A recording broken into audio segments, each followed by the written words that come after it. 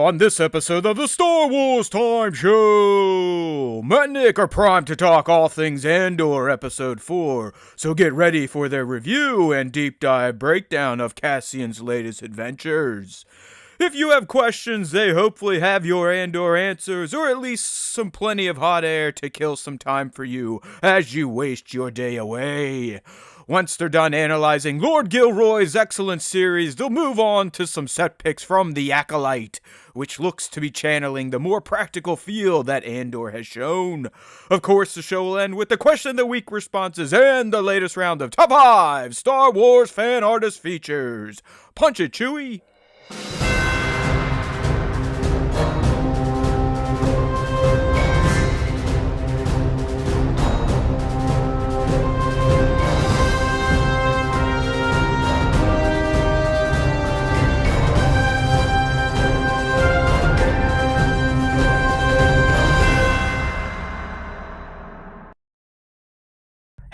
Now we figured it out. We paid the hamsters, put a few more quarters in the machine, and they decided to keep running. But we are here. Holy hell, what a system crash right before the show. Let's do it. John Bernardini, you know it. We've punched it. We are here. Chewie was late. He was fucking around with some porgs. You never know what he's trying to do with them. Is he eating them? Is he friends with them? Is he taking care of them? We don't know, but we are here finally. Holy hell. I've been telling Nick, is like, dude, my iMac's 5 years old. That's old for a machine that gets used as much as mine does. And I think it's starting to showcase signs or symptoms that it wants to stop being alive. And it's just like, listen, I'm done. I don't want to do this shit anymore for you. Fuck the Star Wars Time Show. I'm just going to crash before you guys have to go live. So that's why we're late today if you're on the live stream. But luckily, a few of our friends stuck around. 1-6 is in there. Black Series Clips, Sir Dork, Darth LVJ, Bat, and John Bernardini. Welcome, my friends. If you're listening and going, hey, I want to get in on the live stream too, well, guess what? It's free. There's no gates here. You just have to show up 2:30 Eastern on Tuesdays, youtube.com/Star Wars Time Show. So, right. Nick and I were talking a little Rings of Power before we went live, so we are going to discuss the most recent episode, and then we will dive deeply into Andor S1E4. I forget the name of the episode, but it was another... It was Aldhani. Oh, Aldhani, that's right. After. I forgot. Yes. Nick usually watches right before we go, so he's a little more fresh. With these essentially a week before we break down an episode, I'm going to need to start rewatching them too, because it's been almost 7 full days since I've seen Aldhani. But it was another good one. Tony's still paying off on everything he told us. I think we've seen, and I'm kind of digging the whole 3-episode cadence that he told us about. That they repositioned it, or they reworked it for season 2, and where 3 episodes are going to cover a year's time. But you can also see in season 1, Nick, how they give it seems like a writer and a director 3 episodes, and then those 3 episodes will tell a story. And it seems that we just saw the first episode of the Aldhani story. So I'm assuming this week we'll get more of that mission, and then next week we'll probably get the culmination of Cassian's first big boy rebel cell, if you will. Not alliance yet. Yeah. I know he says alliance. I don't know what the fuck he's talking about. But we're kind of getting a look, and that's what these episode 5 and 6 will be. So I'm kind of digging that. But we'll talk about Andor here in a bit. This is the Star Wars Time Show after all, so of course we have to talk Rings of Power. Yes. So Nick, I know Nick's excited. I was excited. I think so. Spoilers for the most recent episode of Rings of Power. I believe that's S1E6. We got 2 to go. But it released last Friday. I took a trip out to the East Coast that got shit on by Ian. So while I didn't die or lose any property value, and we thoughts and prayers to those of you that got fucked up. But it kind of killed everything. I mean, the weather was terrible. I was telling Nick, it felt like I time traveled to where we left pretty much this time last week took a few personal days to go out to the coast. And I'm already home, and it doesn't feel like I left. Does that make sense to anyone else? So if you've gone somewhere, you've taken a long weekend, a 5-day weekend even, and either weather or something else jacked it up. And you get back and you start to reflect on your time, and you're like, A, time really does go too fast, especially in your 40s and beyond. And B, did I even do anything? Did we really even go on a trip? Because it feels like I drove somewhere, sat somewhere, and then came back, and I'm right where I was last week. You know what I mean? Like, I'm still in this fucking seat, talking Star Wars. Nothing really crazy happened over the weekend besides miserable weather, but oh well. I guess I shouldn't bitch too much. Not too many people get to do little jaunts out to the beach a few times a year, so life is good, but it could have been better, if you know what I mean. You know what I mean? Yeah, absolutely. Hey man, nothing wrong with, having a vacation. Not every vacation's perfect, Nick, you're right. I guess it's just I've been spoiled. It's been a long time. Like, I can't remember. It might have been when I was in my single digits as a kid going on a vacation with my parents, to where essentially the entire time got rained out at a place where rain kind of kills everything. You know what I mean? But oh well. When I got home yesterday, I saw that Dorkside Toys shipped the new Black Series Darth Vader helmet, and my goodness, Nick, it is a thing of beauty. I threw up some shots on our Insta via Haywood Pop, because it's not like Haywood Pop gets used very much these days. But this thing, I know people have got problems with Hasbro these days and the Black Series line and TVC, but the helmets, and I know you're a fan of the lightsabers, Nick, but these helmets are fucking great. I mean, they are well worth the $120 or $130. But the Vader thing, you got to check out. Look at Star Wars Timeshare at Haywood Pop and just look through some of the images at first to see the helmet in all of its glory, but also to see why you should probably be 6 foot or taller if you plan on wearing one. Because someone of my stature, it immediately makes you look like Dark Helmet. I mean, call me Rick Moranis. I mean, outside of actually having a face mask the entire time, because Dark Helmet, he mostly kept his up. But I literally look like I could be in Spaceballs. I could be Dark Helmet's stunt double or something. So nice. But it really is a massive helmet, and I know some people are like, oh, the actual helmet looks jacked. I think that's a photography thing. The camera lens is doing something silly, because I can tell you, when you got this Black Series Darth Vader helmet sitting in front of you, you feel like someone delivered the head of Anakin Skywalker to your plate. Okay, there you go. All right, nice. Okay, so Nick, Rings of Power. This is, what gets you up these days. Not, you still like Andor. You're a fan, but it's this Lord of the Rings or Rings of Power Tolkien study that you are into. So episode 6 aired. Before you had even seen it, I knew that it was going to get you excited, and I pretty much just said, "Hey man, let me know what you think gets lit at the end." And yes. We kind of agreed. So Rings of Power episode 6. Why do you feel like this was the best episode to date, as you told me earlier? So for those people out there who are, getting into Rings of Power, they're like, oh, it's slow. Well, we can say this for sure now, that if you thought that the series leading up so far has been slow, episode 6 is undoubtedly where the action starts to move. It's a Helm's Deep feel. That's kind of how I felt. Dude, I literally said that to Taylor. Like, as soon as the episode kicked off, you have, obviously spoilers ahead for Rings of Power if you've not seen it. You have Adar and the orcs getting ready to start their siege on the Watchtower, where all of the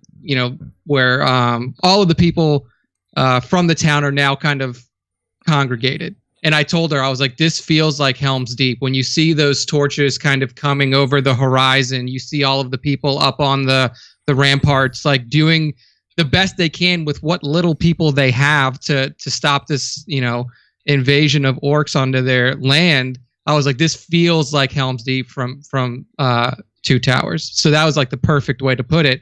But then after that, you have so much other, like so many huge lore moments that come from this. And look, I know that within the Second Age we have limited Tolkien like writing to work with, especially in certain areas with certain characters and stuff like that. And I know that like you can't make a geek property anymore without people just hating it. But like, I am one of the people who like appreciate what Tolkien wrote, but I can also appreciate what this show is doing and presenting it in a different fashion and building around what Tolkien wrote. So like the battle that we had in Udun, which was the name of the city where all of this took place, was fantastic. The moment when the fucking the Numenorians show up and just start to lay waste to the orcs and everything. It was like the riders of the Rohirrim coming over the crest. Exactly. I mean, I just thought that this was this episode had such huge moments. You finally get to see Isildur becoming like this heroic figure that we know he eventually becomes at the end of the Second Age. Heroic loser. He's a heroic loser eventually, yes. But he's building up to the guy who cuts off the ring of power from Sauron's hand, and then ultimately will keep it and then essentially kill himself and his entire line of people. I love that. I'm a huge fan of how Galadriel is being portrayed in this show. I think that one, Morfydd Clark, the actress who plays Galadriel, is doing a great job, and two, we know from Tolkien's works, his own written works, that in her past, Galadriel was more of like a warrior type of a person, and then she transitions into this kind of ethereal type of being that we meet. She becomes one of the ring bearers. I mean, she is one of the elven ring bearers and runs Lothlorien at some point in time. Yes, indeed. So like, I think that a lot of people and a lot of the complaints that I've been seeing specifically about characters in Rings of Power have been around Galadriel, because they're like, well, she's too, brash, and she's not the Galadriel that we see in Lord of the Rings. It's by design. But like, she's not supposed to be. I also think that people forget that like there's roughly 4,000 years, 5,000 years that separates where we are now in Rings of Power to like where we are when we see Galadriel in the Third Age. So like, even in Elven times, 5,000 years is a pretty long time. So yeah, I mean, even when we meet her in this series, she's probably 6,000 years old. I mean, she is. Yeah, I mean, she was born. She's one of the first children of Iluvatar.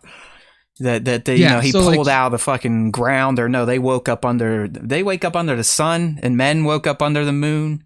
I can't remember. No, so men woke up over the first sunrise of the First Age. Yeah. I thought that Galadriel was actually like, she was born though.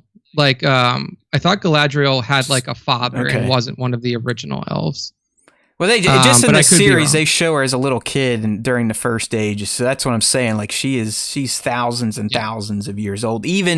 But to Nick's point, she's still young for her elven life at this point in time. For her elven life. So she is the daughter of Finarfin and Eowyn. So she well, how the hell did she become Galadriel? Because elves almost always got like pretty much the same names. I'm surprised she wasn't like Eowynnis. I know, or Eowynite. Yeah, like something that is just like her father. But she was born in the First Age. She was born in Valinor, but she was born in the First Age, I believe. So she was not born during like, in Tolkien language would be like the time of the trees, creation, right? Yeah. Yes, she was not one of the original elves created, so she's still young, and I think that people. There is a line. I know what you're saying. There is a line, and I don't know if it's in Lord of the Rings or Silmarillion, where Tolkien more or less summarizes that during the Second Age, Galadriel wasn't at a stage where she would be a leader of elves. She was still kind of figuring her shit out. And as we're learning, that shit is, knocking heads and hunting down orcs and the Dark Lord himself. So yeah, I mean, dude, so the big thing really, I mean, it's the first action-heavy episode. That was huge. I mean, the battle takes up the entire runtime. But then, you know, we were talking about this earlier. You get some insights finally into Adar, who we have learned and confirmed that he is from the first elves that Morgoth tried to turn into orcs. He just didn't have the full transformation. We've learned that he does not like Sauron because of the way Sauron was using orcs for experiments. He even says he killed Sauron, so that's a little suspect. We saw that Halbrand, the king of the Southern Men, has what seems to be otherworldly strength. Him and Adar seem to, or he seems to know Adar, but Adar doesn't seem to know him. So I don't know. Maybe we're back to Halbrand could be housing the spirit of Sauron at this point in time. Who the fuck knows?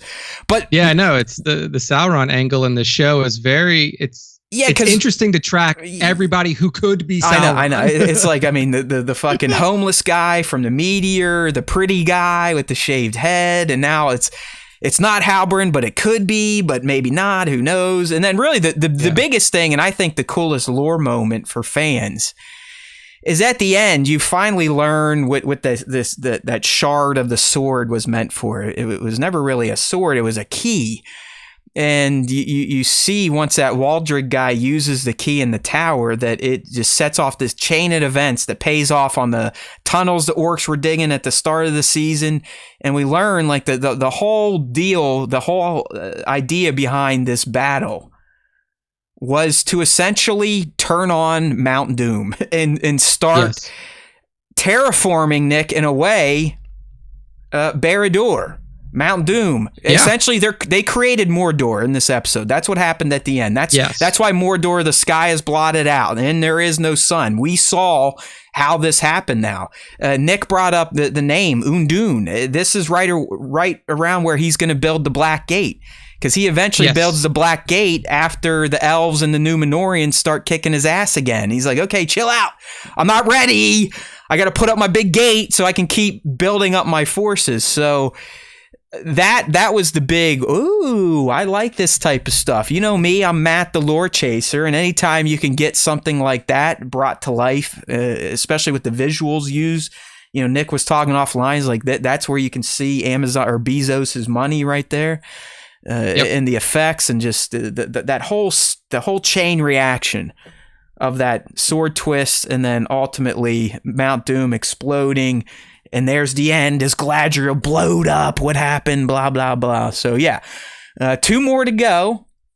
And it definitely seems like we're, you know, they had that slow buildup, but, you know, 5 and then 6. And it seems like 7 and 8, Nick, are going to kind of keep the trend of funneling towards some resolutions for season 1 while probably also setting up bigger problems for season 2. Oh yeah, absolutely. And that's one thing that I've really enjoyed about this show is that like sometimes shows are slow and there's no real reason for them to be slow, but it seems like all of the buildup that's happened in the early episodes of this season are starting to pay off. You're starting to see now like why we spent so much time with Galadriel in Númenor building that relationship, because one, not only do you have the Númenóreans showing up on the battlefield to help the people of Udun, but we also know that later in the series, at some point, the Númenóreans are going to show up to help the elves when the war of elves and Sauron is happening.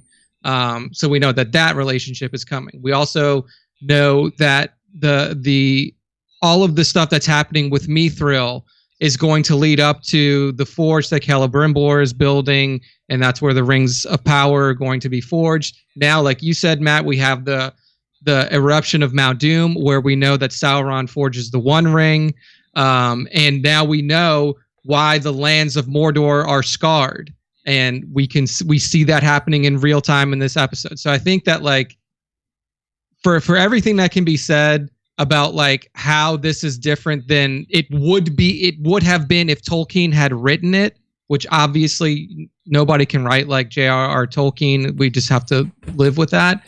I think that the show writers have done a really good job of taking all of the elements and putting them together and actually having a story that plays out over season 1 that really builds anticipation for the big events that will come in later seasons. No, I agree. I do think they're going to work towards a pretty kick-ass cliffhanger. I just have a feeling like the last reveal is either going to be Sauron's shadow or something big like that, and then they're going to make us wait until season 2, which I believe they're starting to film now. So hopefully that means that we will get it this time next year. Man, have you know that's the one thing with streamers? I know COVID fucked up a lot of schedules, but it doesn't seem like with streamer shows, unlike old network TV shows, that we just can't count on them being annual during the same month, the same cadence. You remember the good old days, Nick, of network TV? Like, oh, it's September. All the network shows are back for their new seasons, and they're going to pay off on the cliffhanger.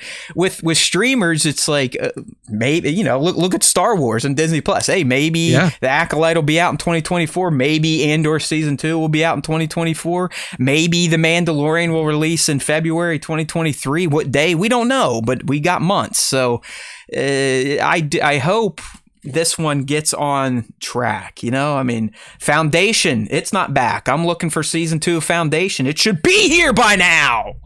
This is when Foundation season 1 aired last year. Where is it?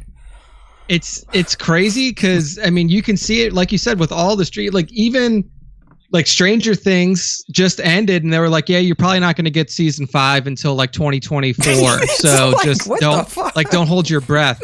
And I think a lot of it has to do with the fact that like when you're working for a network television show, you don't have you have your show runner, but like all of the writers, like you have different writers on almost every episode. You have different directors on almost every episode. Like now, like you hire, like these streamers hire these creators, and like they are the ones who decide their timeline. Yeah. So like when the Duffer Brothers finished season 4, they're like, hey guys, like, we're going to work on season 5 to make it what we want it to be. We're not just going to release another season in a year because you said we have to. Like, it's a difference in like the way I know. I mean, maybe it leads to better quality television. Who knows? I'm just an impatient asshole. It's like, come on, I want to continue my fake stuff as soon as possible. Let's go. Yeah. We haven't seen Din Djarin in his own fucking title since 2019.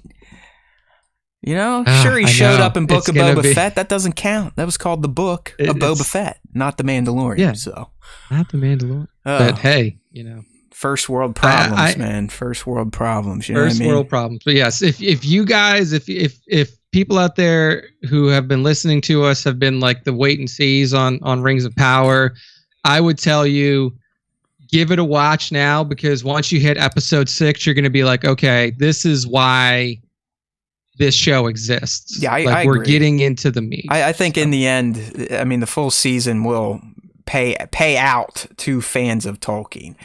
I'm talking fans of Tolkien. If you're just a casual fan and you need shit spoon-fed to you and dumbed down and blah, blah, blah type of dialogue, then don't worry about it, okay? This is a high fantasy show. Like, you have to be a really, really nerdy, dorky Tolkien lover to get the most out of it. You know what I mean? Like, I don't even see casual fantasy fans digging Rings, digging. I like House. I'm sticking with it. Shit's getting all sorts of fucked up now with the Dance of the Dragons taking place.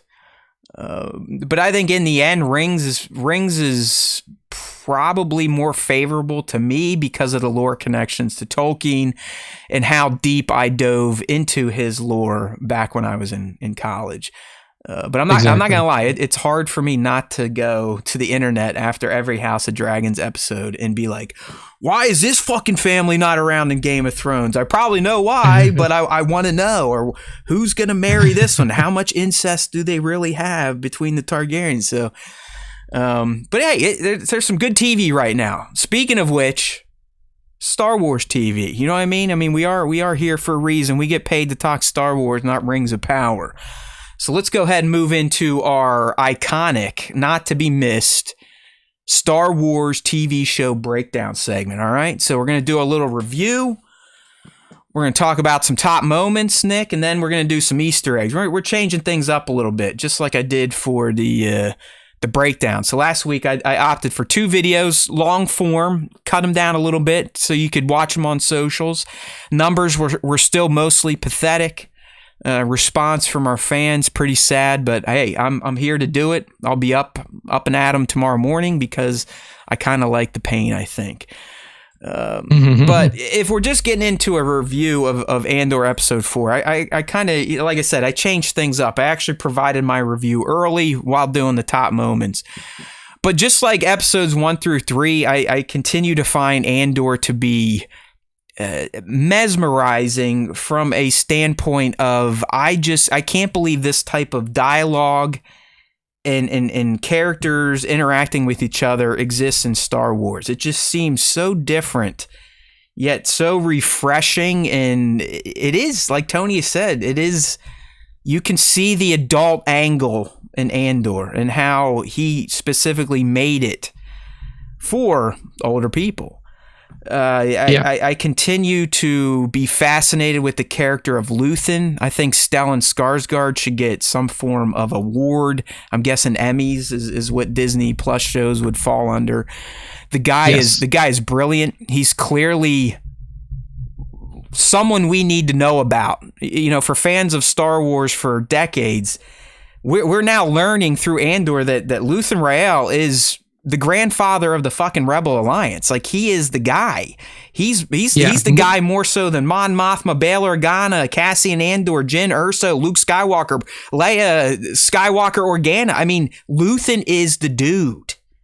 Yes. Yeah, that's what I was going to say. Like, this episode, if it showed anything, it showed that Mon Mothma at this point is in such peril, not only from like the insiders within the Imperial superstructure that are like that have eyes on her basically everywhere she goes, even in her own home with her husband. Like, her husband just inviting all of douche. Yeah. Douchey like, haircut equals douchey husband. Just insane. So like, and not only does she have pressure from that, but she has pressure from Luthen, who, like you said, the father of this rebellion, is also like, hey, you need to give me, if you want this to happen, you need to provide the resources to me to make this happen. Like, so she's just caught in between the ultimate rock and a hard place, because on one side you have the Imperials who are like actively have eyes on her and are like tracking her every move down to the driver that takes her everywhere. Yeah, they're all worried about that. And then you have Luthen on one side who's like, dude, I understand that you're in a shitty situation, but guess what? So is the entire galaxy. So give me what I need. Yeah. Like, no, what a shitty spot for Mon Mothma. He really is great, and I can't wait to see kind of how his journey ends. Obviously, it's going to be tragic. Does he make it into season 2 or not? Who knows? But I mean, Luthen to me is the guy. He sparks the best conversations. I mean, his little chat between Andor to start was fantastic. You got a lot of, he's perfect at getting insights out of people. We learned a lot more about Cassian from those conversations. His conversation with Vel also shows that this guy is in fucking charge. Like, he is the guy that is setting up all these cells across the galaxy to do these jobs. And like I said, I mean, that I did not expect that. I mean, you always say, hey, we were told that Mon Mothma, and then you obviously Saw Gerrera gets introduced via the animated universe in Rogue One. Like, okay, there's that guy. Rebels itself, you learn, okay, there was the Ghost crew, they're doing their thing. But you never knew that there was this one voice, or, as you know, we'll get into later, because I want to hear your thoughts on the Circle. Like, what the fuck's the Circle, and who is Mon Mothma trying to add to it that Luthen's like, screw you. We don't need... Essentially what it says is we don't need another opportunity to get caught. So, I mean, she couldn't be talking about Bail Organa added to the Circle. You'd think he's already in the fucking Circle, considering he was doing it back in the Clone Wars days with Padme and Mon herself. So, like I said, you just, anywhere Luthen goes, Nick, you get interesting lore brought up. You get insights into what's happening. You get insights into the rebellion, into the Empire, into the characters fucking past. He is a lightning rod lore giver, and that's why I love Luthen in this episode. I mean, The dude should have won the Emmy, and we'll talk about this, and I think in one of my top moments coming up, when he has to put on his disguise. Yeah, and you see everything. Stellan like just contorting his face into those fake smiles, and that carries over into his shop, and Genevieve had to do it with her character. I love it. The acting is amazing. Like, give all these people awards. That's why this show is great. So Andor episode 4 continued the excellence of 1 through 3. And it probably was even better than the 3 put together because of all the eggs and references. And, Nick, just last week, I was sitting there with my feet kicked up, all happy, like, hey, fuck it, Tony Gilroy, no Easter egg show. I love it. Makes my life easy. I get up on Wednesday, and it took me longer to do 2 videos for 1 episode breakdown than 6 videos for a 3 episode breakdown because of all the Easter eggs and lore Tony or his team secretly jammed into this episode. So it was a banger to me. I mean, obviously Coruscant, getting to see the ISB at work, one of their staff meetings was beautiful. The scene where literally we just watched Cyril with his head hung low walk home to get smacked by his mother and then welcomed back as a failure. I mean, that's beautiful shit in Star Wars. So I love this episode. Yeah. I mean, I think with this one too, the interesting part is going to be Cyril and tracking his movements. Because if you're familiar with Tony Gilroy's work, he always loves a rogue agent. Like, that's kind of what the Bourne franchise is built off of, is a rogue agent. And I think that's what Cyril is going to become, because now we've seen him, he's lost his job as a corporate security officer because now the Empire is taking over. Yeah, they just took over. I love it. They're like, fuck you, corpos, you lose. They're like, okay, you're out. All of you are fired. The Imperial is taking over the Morlana section. So you guys can just figure what you're going to do out. Bye-bye. But we see that he is still dedicated to this cause, whatever this cause is, whether it be the fact that, one of these corporate security officers were murdered or whatever else that is driving him, he's still dedicated to it. So you have the Tony Gilroy setup where you have one side, which is the burgeoning rebellion with Cassian Andor and Luthen and Mon Mothma. And then you have the other side, which is the Imperials. And now you have the rogue agent, the Tony special with Cyril. So and here's what is. Go ahead. No, I was going to say, like, what is he going to do? I got an answer for you. And here's how Cyril gets back in the mix and tries to get his vengeance on Cassian, because clearly that's who he's going to be angry about. Lieutenant Miro is going to drag him back into this, because I think they set up perfectly like where she is at in the ISB and how she is attached to that Starpath unit, which I told everyone on this show last week would cause some problems for Ferrix. And, we didn't get it right away, but clearly Miro is not going to let this go. So I think, Nick, she is going to find Cyril on Coruscant and kind of start with him, interviewing him about what he saw, what he knows about Andor, did he see the unit, so on and so forth. So I think Cyril is going to be injected back into the foray here, into the mix, via Miro's mission to figure out once and for all who stole that damn Starpath unit from Steer Guard, a place in one of her sectors. So that's how I think he gets re-involved in the hunt for Andor, who obviously the ISB proper could give two shits about. It's pretty clear that they've moved on. Blevin, who's in charge of Ferrix, is like, hey, whatever, I don't give a shit. Yes, I don't. But Miro, the girl who, whatever, Patagaz essentially is like, listen, I think he was saying, listen, you're a female here, so you're not going to be treated the same, or something she did in her past has put a kind of a target on her back. But she's clearly not giving up this Starpath unit, and that ultimately is going to lead her probably to being one of the bigger Imperial antagonists for Cassian himself.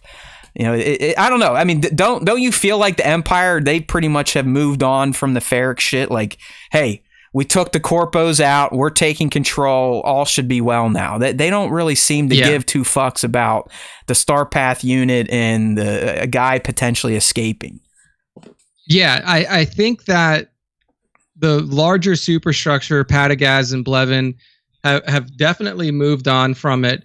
And I think that like Miro's angle is just like every other ISB agent's angle, especially an ISB agent at her level, is like, I need some, and I think that Blevin kind of hit on it. He's like, she's just trying to pad her resume. Like she's just trying to get some like other accolades under her belt so she can help herself move up the superstructure. I think that in part is true. But she also has an open case, and if you're in a security outfit, you would think that you would want to solve something like that. Because, I mean, listen, dude, and I was going to talk about during our top moments, but during that ISB scene, if you listen, the two female officers reporting are both pretty much saying to the room, hey, guys, there's like coordinated rebel activity happening around the galaxy. We probably should put a few resources to this, because it's like Grandy was talking first, and she's talking about the potential of rebel activity, and then Miro's whole thing is like, no, listen, I'm sensing a pattern of rebel activity on a level bordering on like an uprising, and all the guys there are like, hey, fuck you, idiots! Yeah, like, what are you talking about? You only have 2 systems. He's got 6. Shut the fuck up. What they also did, and I find this interesting. They also mentioned like that tracking rebel cells is not what they do. They're like, we don't do that. We have another division. We'll send out the ISB Navy and the enforcement operation or wing of the Empire. We are doctors, essentially. He's like, we look for viruses and germs, and we try to eradicate them, which if you think about it, that's what a rebellion is. So I don't know what the fuck Padagaz is talking about, but he clearly is not going to listen to his junior lieutenants on this matter. What's funny is like that Navy mention is almost a direct. Like, he's talking about the stormtrooper on it. Yeah, he's talking about the ships and shit. We know, like Vader's Star Destroyer, the stormtroopers. That is the Navy. That is the Imperial Navy. So, yep. So, like, he's just like, I don't give a fuck. He's like, we got this blue guy out there. He's supposed to be on the rebel cell shit. So if that's what you're trying to bring to me, whatever. That would have been great if he did throw out just the Thrawn name, or even if he said, hey, the Grand Admiral. They'll take care of this shit. Handling. But that's the other thing. Like, since we're on it, did you hear? But what he says to Miro, like, bringing in more officers like you, is that because she was from the enforcement division, or is that them in their DEI initiative? They're trying to get more diverse, or do you think there's deeper meaning to Miro's past and her being with the ISB now? I think that there probably is deeper meaning to it, and I think that also colors how she's approaching. One, seems like she's new. Let's just put that up there first, because you can just tell. 2 years. I think she says she's only been doing it for 2 years, when her and Blevin are bitching at each other. Yeah, so she has probably come from somewhere where there is more focus on follow-up and closing out things like she's dealing with now, which could be Navy. She could have been a part of the Imperial Navy and then took this position in the ISB. You think enforcement, and I believe the ISB people are saying this, they're like, hey, in enforcement, you can kind of go off your gut and intuition and instincts. Yeah. But here at ISB, we need concrete, bulletproof evidence to act. So, it was, but clearly Miro is on to something. I mean, she knows that there's rebel activity throughout the galaxy, but no one wants to listen to her. So I think that's going to be her motivation throughout Andor, is trying to. It's going to be twofold. So kind of like Nick said, her ambition, but also to try and prove herself. Like, look, you fucking idiots. This Starpath unit getting stolen and this happening on this planet, and eventually they're going to hear about what happens on Aldhani. She's going to go, hello, is anyone listening to me now? And then, in the Empire, they're still probably going to be like, hey, whatever, we're the Empire. We'll just, as Nick said, we'll unleash the blue guy or the guy in armor that's, hard of breathing. Yeah, And it's like big armor guy. He's on it. They're still clearly not worried about it. So that's going to be Miro's angle throughout. And I dig her. I like this character. She probably is evil, but because she's around all these other evil people, she almost, I don't know, you almost have like a sympathetic take on her. At least I did. It's almost like if you've ever seen those like alignment charts on the internet where it's like, oh, chaotic good and all of these, like she would be like, she's in a Venn diagram. Evil. Then she's in the Venn, like in the middle circle somewhere. If you look at it, it's like lawful good, neutral good, chaotic good, and then it goes all the way down. She would be lawful evil, where she's like, I am bad, but there's a way to do things when you're bad, so we should do it by the book. And everybody else is just like, okay, they're just like whatever. They're just evil. They don't care about process. They don't care about anything else. They're just like whatever. I don't give a fuck. Because I mean, somebody else will deal with it. You can always take the stance of, well, you know, she was on their side, so she probably bought into the propaganda and thought she was doing what was right. As a lot of the Imperials were. But we also know there are a lot of Imperials that were scumbags, and they were Imperials and rose to positions of power because they were scumbags. Because scumbags thrive in a chaotic empire, as Palpatine kind of intended. All right, so good stuff there. We usually start with Easter eggs, but because I'm on the review page, we'll just start with the top moments. We kind of touched on some of these, but the first one that stood out here was that conversation between Cassian and Luthen. And I think one of the bigger lore nuggets that came out of it was the fact that Cassian was on Mimban at the same time as Han Solo. I mean, we could sit here and now fan what if, like, hey, did Han Solo get a few meals from young Cassian? As we learned, Cassian was more or less a chef there, but he lived... Yeah. As Solo made it through Mimban because they ran. They just fucking ran away. So it was little, but you got to love those little nuggets. The Empire essentially forced Cassian into the army after he was arrested the first time at 16. So that was kind of neat to just think that him and Solo, and just like Solo says, like, aren't we the ones on their planet fucking them up? Like, shouldn't they be trying to kill us? Because, you know, Cassian's like, listen, what was it for? We learned we were just fighting each other.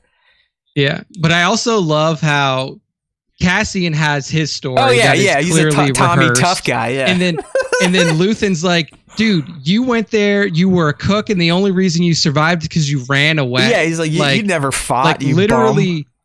Yeah, like calling him out, like, you may be able to spin this bullshit to everybody else that you know to like make you seem like a hard ass, but he literally says, I know you, and I know the stories that people have told me about you.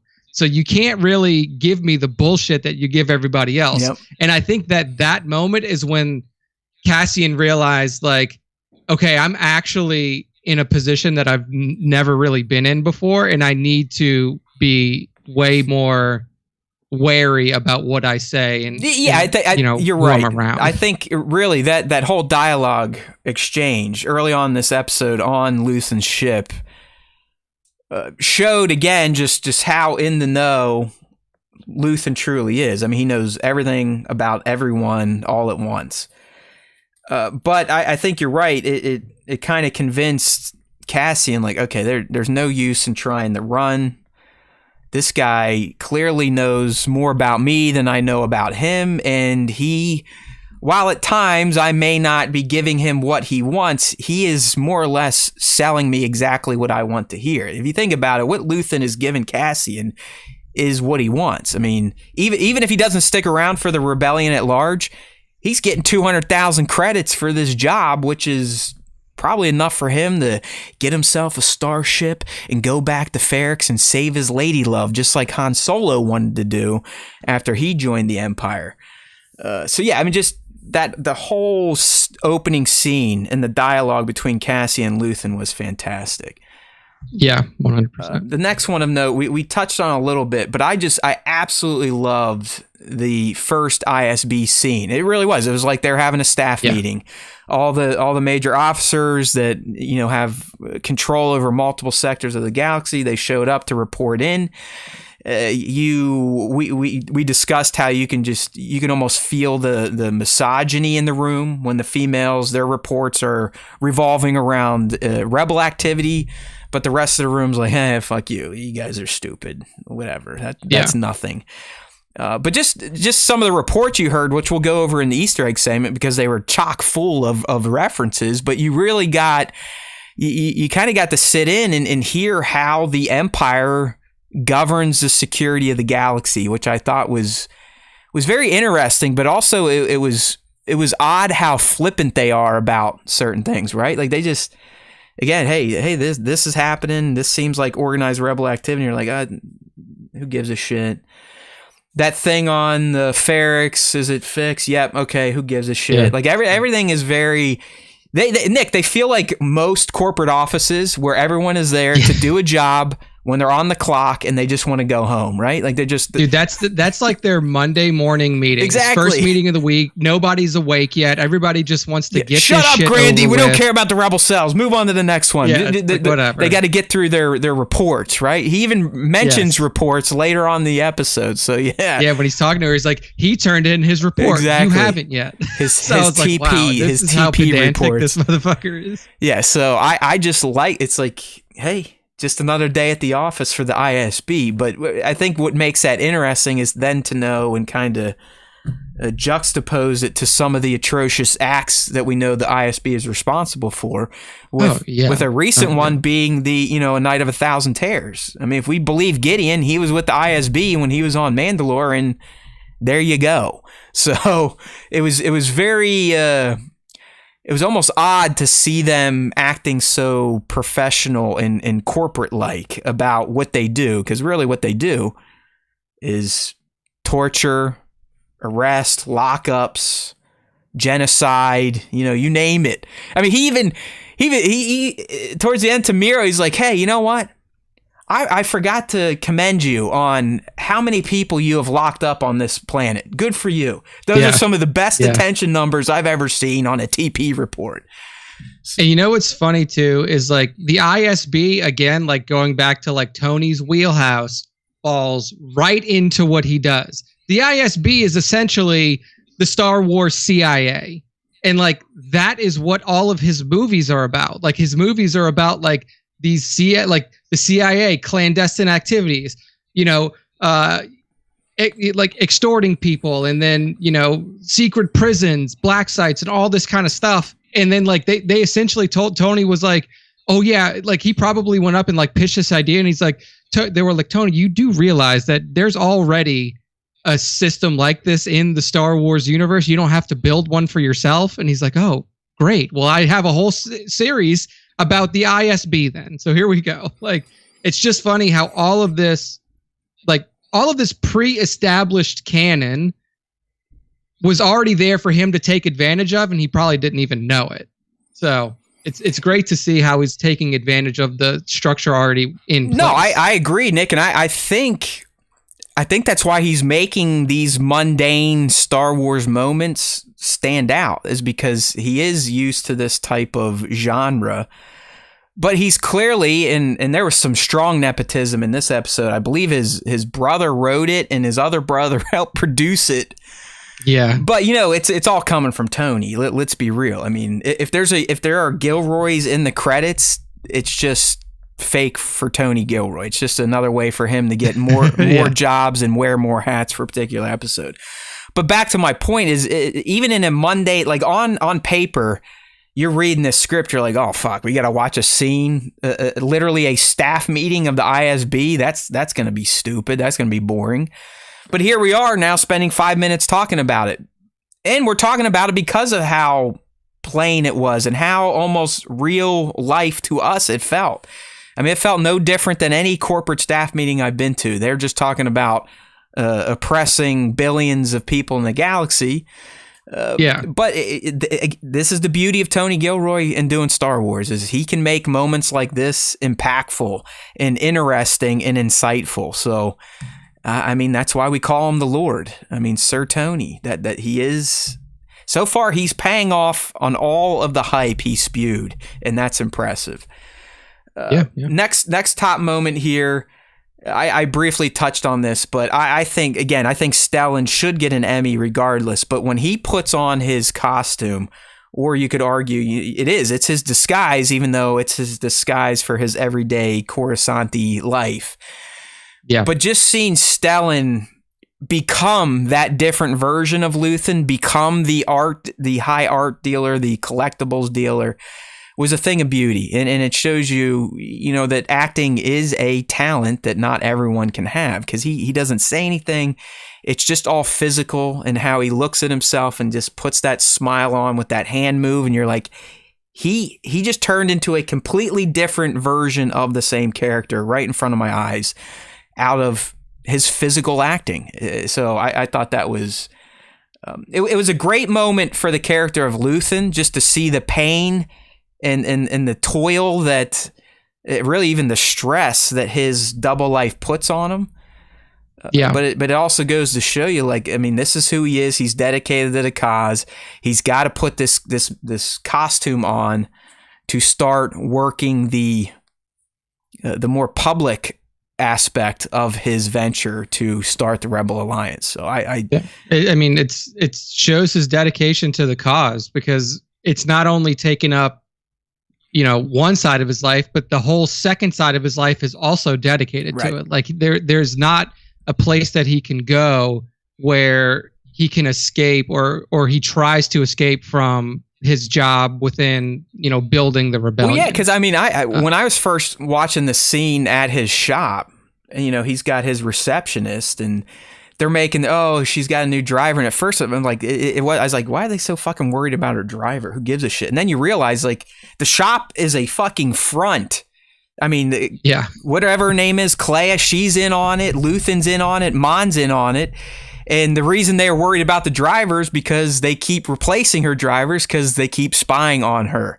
I love the setup with his essentially the receptionist. She goes and takes care of the driver. Once she gets him to the side, she looks over at Mon and Luthen, giving them the high sign, like, okay, now you can go pretend that you need to find something in the back. And and it's just it's the little details too, because when she says, like, oh, she's got a new driver, and then Luthen asks, like, is he Chandrillan? Chandrillan, right?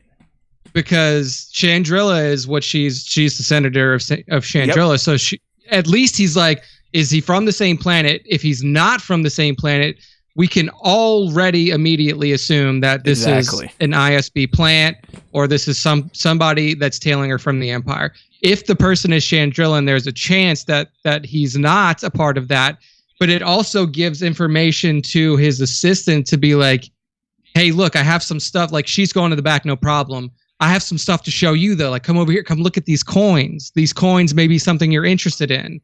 Like, keep him busy. Yeah, keep him busy so he's not, like, listening in or trying to peek his head around and see what's going on back here.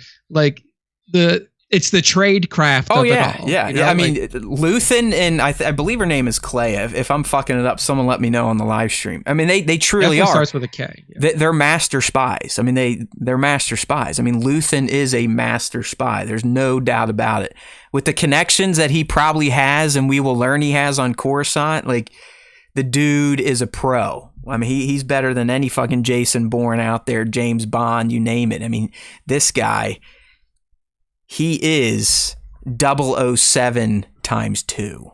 You know what I mean? 0014. That's right. It's not even close. It's not even close. But it just, even Nick, when they walk to the back and they know they're out of sight, you can physically see Mon and Luthen, like their appearances changes. They go from those fakes, Coruscant high society smile to, you can literally through their face feel the stress and anxiety of their lives as they're living these double lives. Her politically, and him going out and literally doing it all, doing the recruiting, putting the teams together, coming up with the mission plans. I mean, she's mostly, it sounds at this point, the money person. Like, she's the one he needs to move funds around using her Senate powers to fund all the cells he's got going on. And like you mentioned too, like, she's not even in a position to where she can be like, I've cleared this person to enter this circle, so they're all good. He's like, hold on, like, you want to bring somebody else in at this point Right. without telling me anything about them. You think that I'm just going to let you do that. So like it really lays out like who is in charge here and how little Mon Mothma has to do with the actual building of the rebellion at this point. She truly is a political face. I mean, she is the money bags at this point. But I guess since you brought it up, the circle, because I looked it up. There is a circle in Star Wars, and it's not the one that they brought up. It was a Nikto Slicer gang we'll talk about in the Easter eggs and reference breakdown. But the circle, and who could she be adding? Is it someone had a meme, and it was like Jar Jar Binks standing behind her. Oh no! Like I said, Bail Organa. That seems too obvious. It seems like he should already be in it at this point in time, 5 years before BBY. Could it be Saw Gerrera? Because we know that eventually she ends up not really digging Saw and essentially says, you can't join the Rebel Alliance because you're a psycho. I don't know. I thought it was a very casual drop, but I think it has deep meaning for the series. You know, who's this person? Yeah. What exactly is the circle? Who's already in it besides Luthen and Mon? Yeah, I mean, if you would think about it, my mind first goes to the like some members of the original Senate group that were like, we're not comfortable with the amount of power. Like, I think it was like the quorum of 1,000 or something like that. You know, at the end of maybe it is Bail. I mean, maybe it is Bail. I don't know. I just because it's with but like I kind of agree with you that Bail has shown from minute one that like he's a part of this. Like he was fighting for the Alliance. He was fighting on the side of good. He was against. At the end of Attack of the Clones, Bail is in the press box with Amida and Palpatine.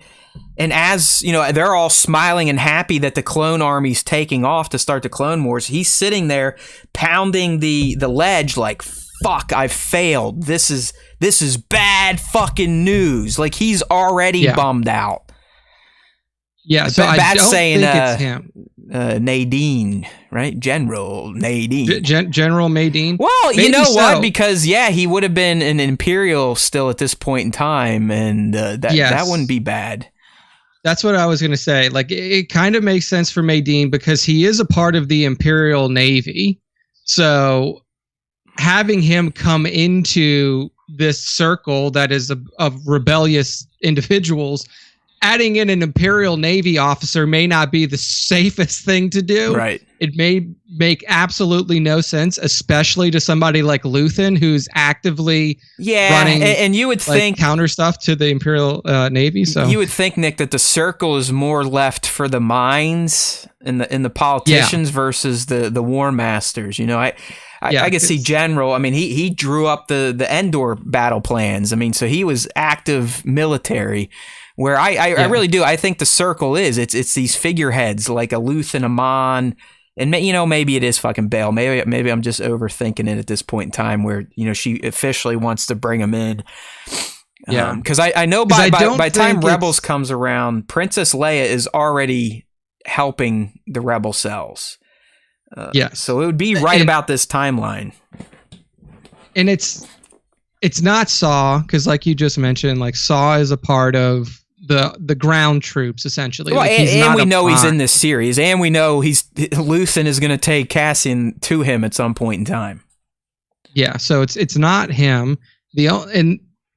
I like my first thought was Bail too when I was watching the episode. I was like, I wonder if it's Bail, but it makes sense for him to be there. We could be overthinking it. We could be overthinking it because I mean, all we know now from canon is, Bail, at least 5 years before this is when he linked up with Kenobi again to get Princess Leia back after she'd been kidnapped. And he was still clearly in the Senate and under the rule of the Empire and kind of playing along with the Empire that it was the right thing. If you remember, Princess Leia's like, hey, my dad's a senator and isn't the Empire great and yada, yada, yada. So you could argue that it would take him another 5 years and more atrocities to kind of take place for him to, really risk his seat, his place in the galaxy. But I don't know. It just seemed way too obvious to me. But like it is Tony Gilroy, Nick, and he wouldn't do anything cynical, so it's probably not going to be like an Easter egg banger or a reference of that nature. So it very well could be Bail. I just hope they pay off on it, because we didn't get any payoff on the flashbacks and the way that these episodes are going. As I said earlier, they're going to be 3-episode arcs. I don't know if we're going to get any more payoff on Cassian, on Kenari, or any of that shit until he gets back to hopefully remembering that he was looking for his sister, because it really seems, for at least the next 2 episodes, he's on Aldhani and he's with Vel's group, and they need to pull off this mission. So I guess unless he has a lot of sleeping to do, I'm not sure how we justify in the narrative to go back to Kenari and see kind of what happened there. Yeah, it will be interesting to see if he does pick that storyline up again, because that seemed like a pretty big deal to him. Yeah. And it would feel, if they didn't pick it up, it would feel weird. It would feel like one of those loose threads where like maybe they started it and then decided later in the series like this isn't worth. It would be one of the worst MacGuffins of all time, because that's truly what it ended up being then, where he literally just mentions his sister's name at a whorehouse, and we get to see her a few times in flashbacks, and then that's it. He's off to eventually blow up the Death Star. He's like, well, guess what? Now, I mean, like now that I'm involved in this whole rebel thing, I don't care about my sister. I got Vel. She's a girl. That's good enough. Who cares? There's some other people around. So, speaking of Vel Sartha, I was a big fan of this character. I like her. Clearly, she's someone important. She's someone that Luthen trusts. She's someone that Luthen has trusted for quite some time. I mean, none of her other compatriots have ever met Luthen or really even know he exists. She goes off and deals with him on her own. But you could tell from their talk, Nick, that Luthen also commands her respect, like the utmost respect, because he more or less says, like, you better shut the fuck up and listen to me. You're going to do exactly what I'm telling you to do, and you're going to fucking like it. And, you know, she gives him a few shitty faces, but ultimately she's like, sir, yes, sir. So, I mean, it just shows the amount of control that Luthen has, not just over like the larger kind of building of the rebellion, but literally running the exact operations of cells just through another person, because like he essentially tells her like, this is what you're going to say, this is what you're going to tell them, you know, this is why it happened, this is how it happened, this is how it's going to be. And she's like, and she literally just like, when she goes there, she just repeats everything he says. Like, so he's running all of these cells just through individial people. Correct. Like, it's pretty crazy the level of control that he has over this entire operation. Yeah, it's just like, how did they meet? Why did he identify her like he clearly identified Cassian? And if that's the case, how's this dude able to kind of pick out these soon-to-be rebel heroes? Like, how did he get so good at it? How is he so apt at scanning the galaxy and finding these freedom fighters that he can rely on to execute his grand plans? So I don't know. Maybe there's more to Vel, because I think in the trailers, Nick, at some point we see her speaking with Mon Mothma, like in the same room, I believe. So is there a connection between these two? Because I don't know about you, but I don't believe Vel and what Nemka and some of these other people. I don't think they're from Aldhani. Like they refer to the people as like the natives, and they were shepherds, and they were all kind of herded to the south where the Empire built this Imperial zone. And, you know, hey, here's this somewhat Jedi seeing stone temple thing that they'd come and pray at every 3 years. So it almost seems like Luthen, like these are true guerrilla fighters that he just places on planets for these operations. Yeah. I think the only one that, I mean, he's not even from Aldhani, but there was one guy who was like, yeah, I've been here 6 years. Well, he's their spy. Like he's who they have on the inside. He's with the Empire, but so it's hopefully over the next 2 episodes where, like I said, it's going to cover the Aldhani mission from start to finish. I do believe tomorrow Maybe we'll see a practice run, if not the beginning of the mission, and then 2 weeks from tomorrow, you'll actually see if they pull it off. And then by the end of episode 6, that would be, he'll be moving on to the next big adventure, probably because something big happens. Well, obviously, if they pull it off, what do you think is going to happen? The Empire is going to know that something huge just went down because their whole fucking payroll for a sector is going to be stolen. So that's really going to ratchet up the tension, I believe, once they finish Aldhani. Yeah, I mean, what's interesting about this particular move is that they could see this as non-rebel activity, because it's not going to be like an attack on a base. Like, they're just going in, siphoning this money out, and then hopefully leaving without causing a big disturbance. Because, I mean, based on the way the ISB handles any reported rebel activity, they're going to be like, fuck you, there's no way rebels could do this. They're like, there had to be, they'll probably be like, hey, yeah, look, there was an inside man, and that's it. Close the books on this one. Nothing to see here. So like they'll move pretty quickly past it, but now you funded your rebellion for, the next however long. But you know who is not going to let it go by way of the Starpath unit is going to be Miro. Like Miro, she's going to be the bug up Luthen and Andor's ass, at least for this first season.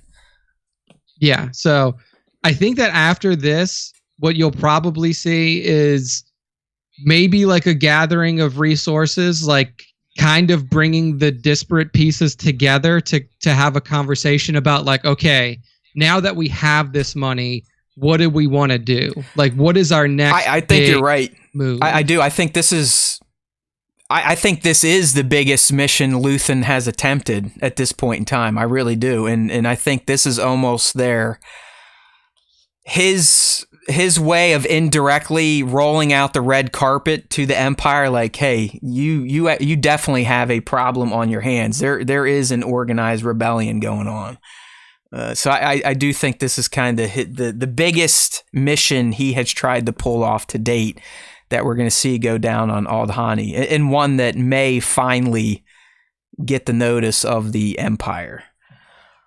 Because up until now, you could argue he's just been doing little knick-knacky shit there, kneecapping him for a little bit, but nothing on the level of stealing the payroll for an entire sector.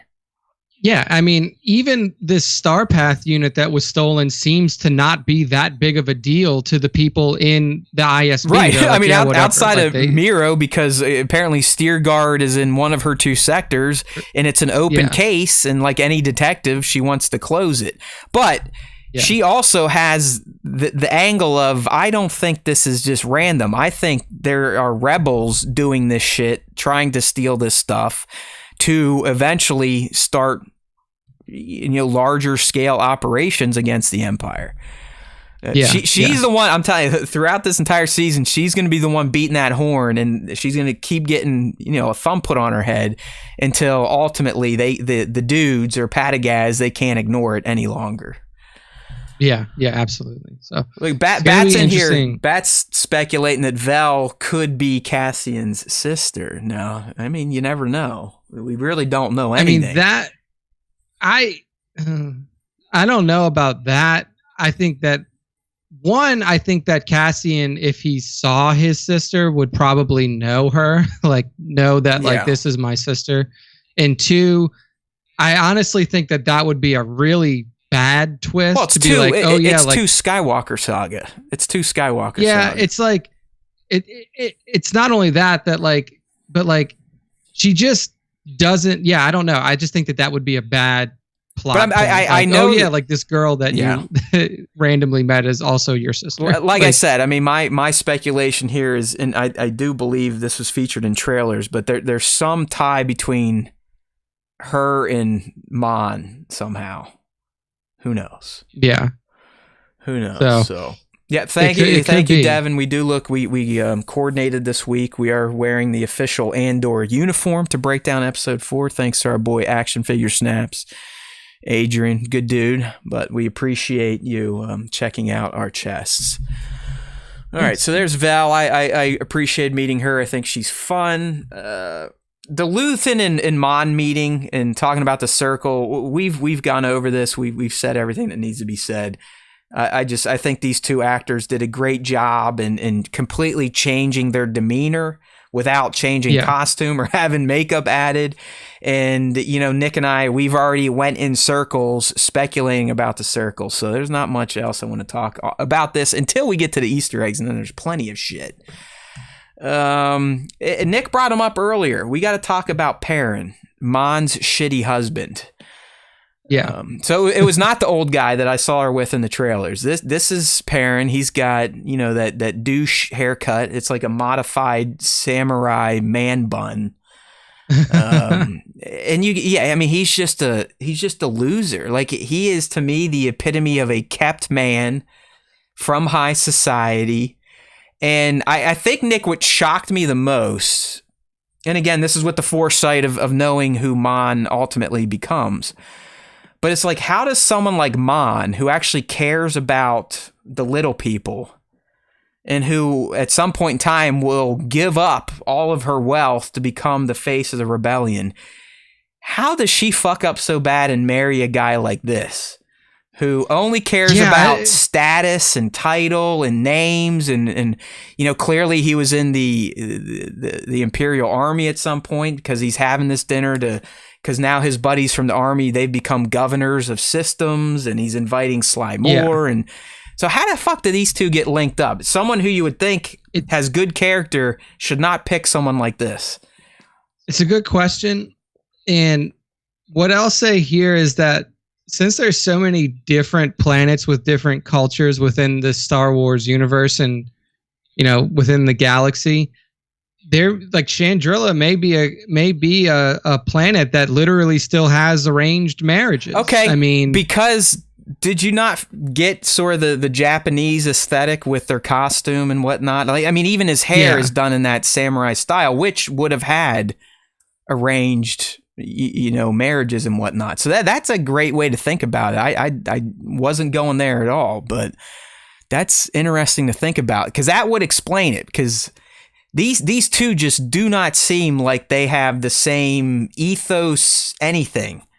And also, like, he just seems to not really care about her, like, not really think about her when he's making decisions. Like, he's like, oh, well, all of my military friends wanted to have a dinner, so why wouldn't I have a dinner with them? Right. Why would I think that having Sly Moore here, literally the right-hand person or right-hand alien to the Emperor, be a bad thing for you? Like, he just doesn't seem to take Mon Mothma into his thought process when making decisions. And that, to me, really screams like he came from a family of privilege, and Mon Mothma was married into this family because it is the tradition of the Chandrilan, planet. I like that. Hey, and we all know love can make you do fucking stupid things. So, I mean, there is potential that when they were younger, they loved each other. They liked playing with each other's body parts and heavy petting sessions, and it all was good. But then they got older and realized that, you know what?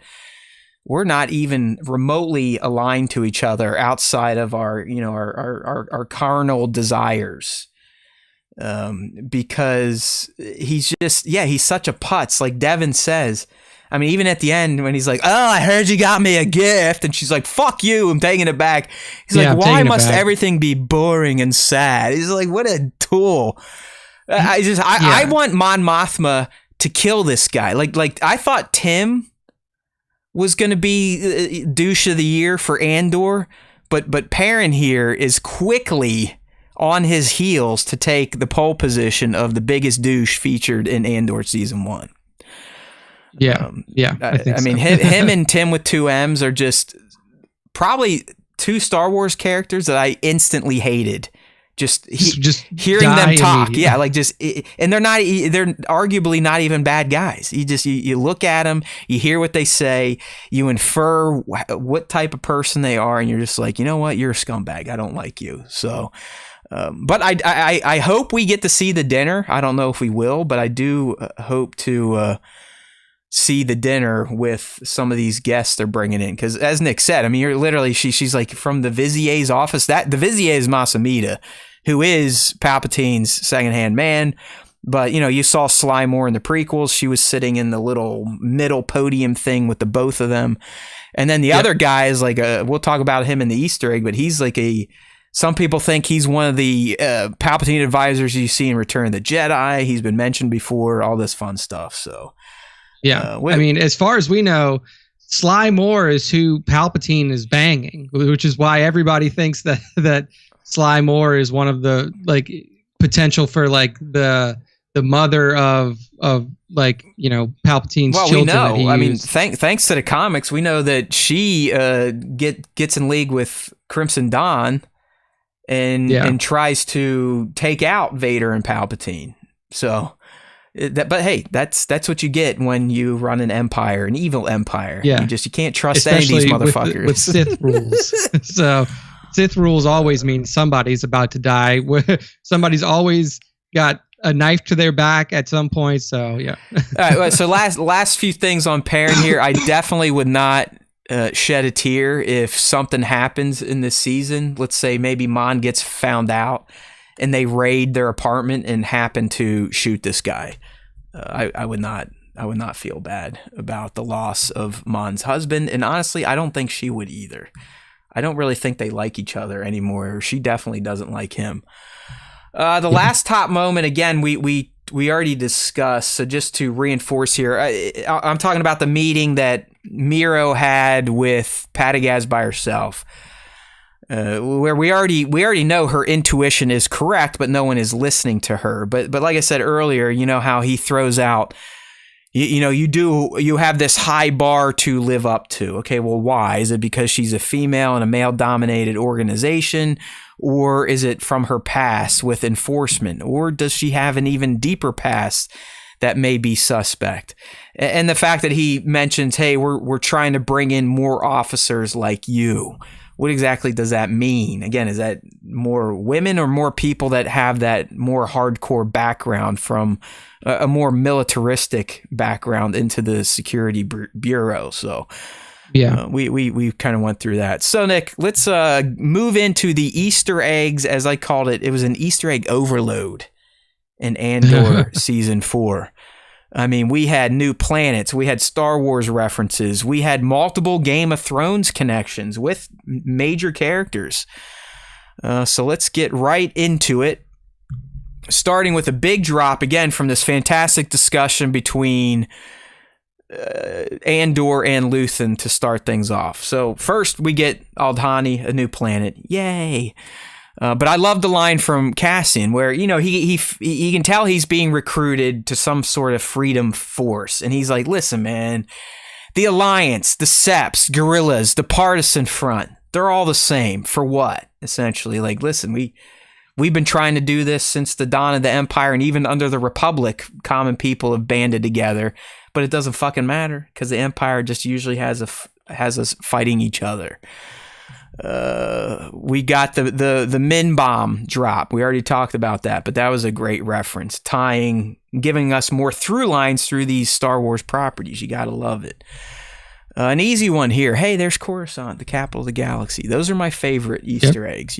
Not a lot of don't have to look anything up. Not a lot of thinking required.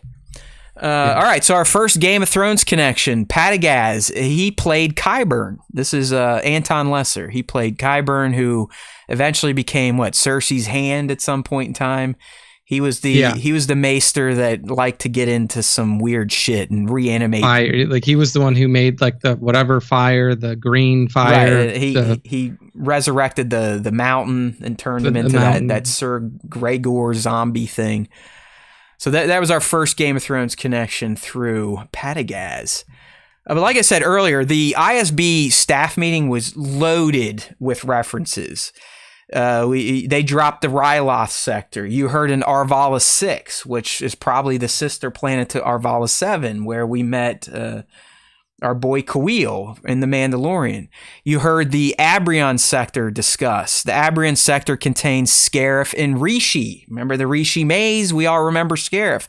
Hell, you even had this pasty-looking ginger talk about Scarif itself. And he literally says, yo, there's a lot of fucking traffic going to Scarif, a lot of resources. We don't really know. We don't really know why, but yeah. So, but we know what's happening there. So that was a nice little reference. Yeah. Cassian, after his little knife shave, takes on the name Clem, which is a nod to his Papa. Stepfather, adopted father. And here's the big one that blew up the internet, Nick. And knowing your love of KOTOR, I wonder if it resonated as much with you. But I'm glad I took my notes because this was huge. So, yeah, it's just before Luthen is going to go talk with Vel. He gives Cassian what he calls a Kuwati signet, blue kyber, sky crystal. I love how he delivers that shit. So on the surface, we're all like, oh, cool, blue kyber. We know what that is. Those make blue lightsabers. But it's what he said after it that was so huge for people.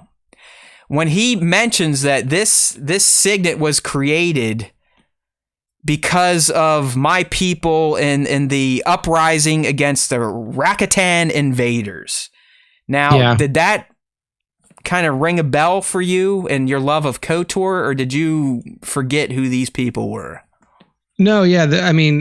Here's the thing about Rakitan, however he wants to say it, like their invasion into known space happened so far in the past that it was like, it was even a memory to, like, it was a long distant memory in history to the people of Revan's timeline. Right. So like, well, Nick, I think that's why I think that's why fans are like, holy shit! In a Tony Gilroy Star Wars, they canonized the Rakitan invasion.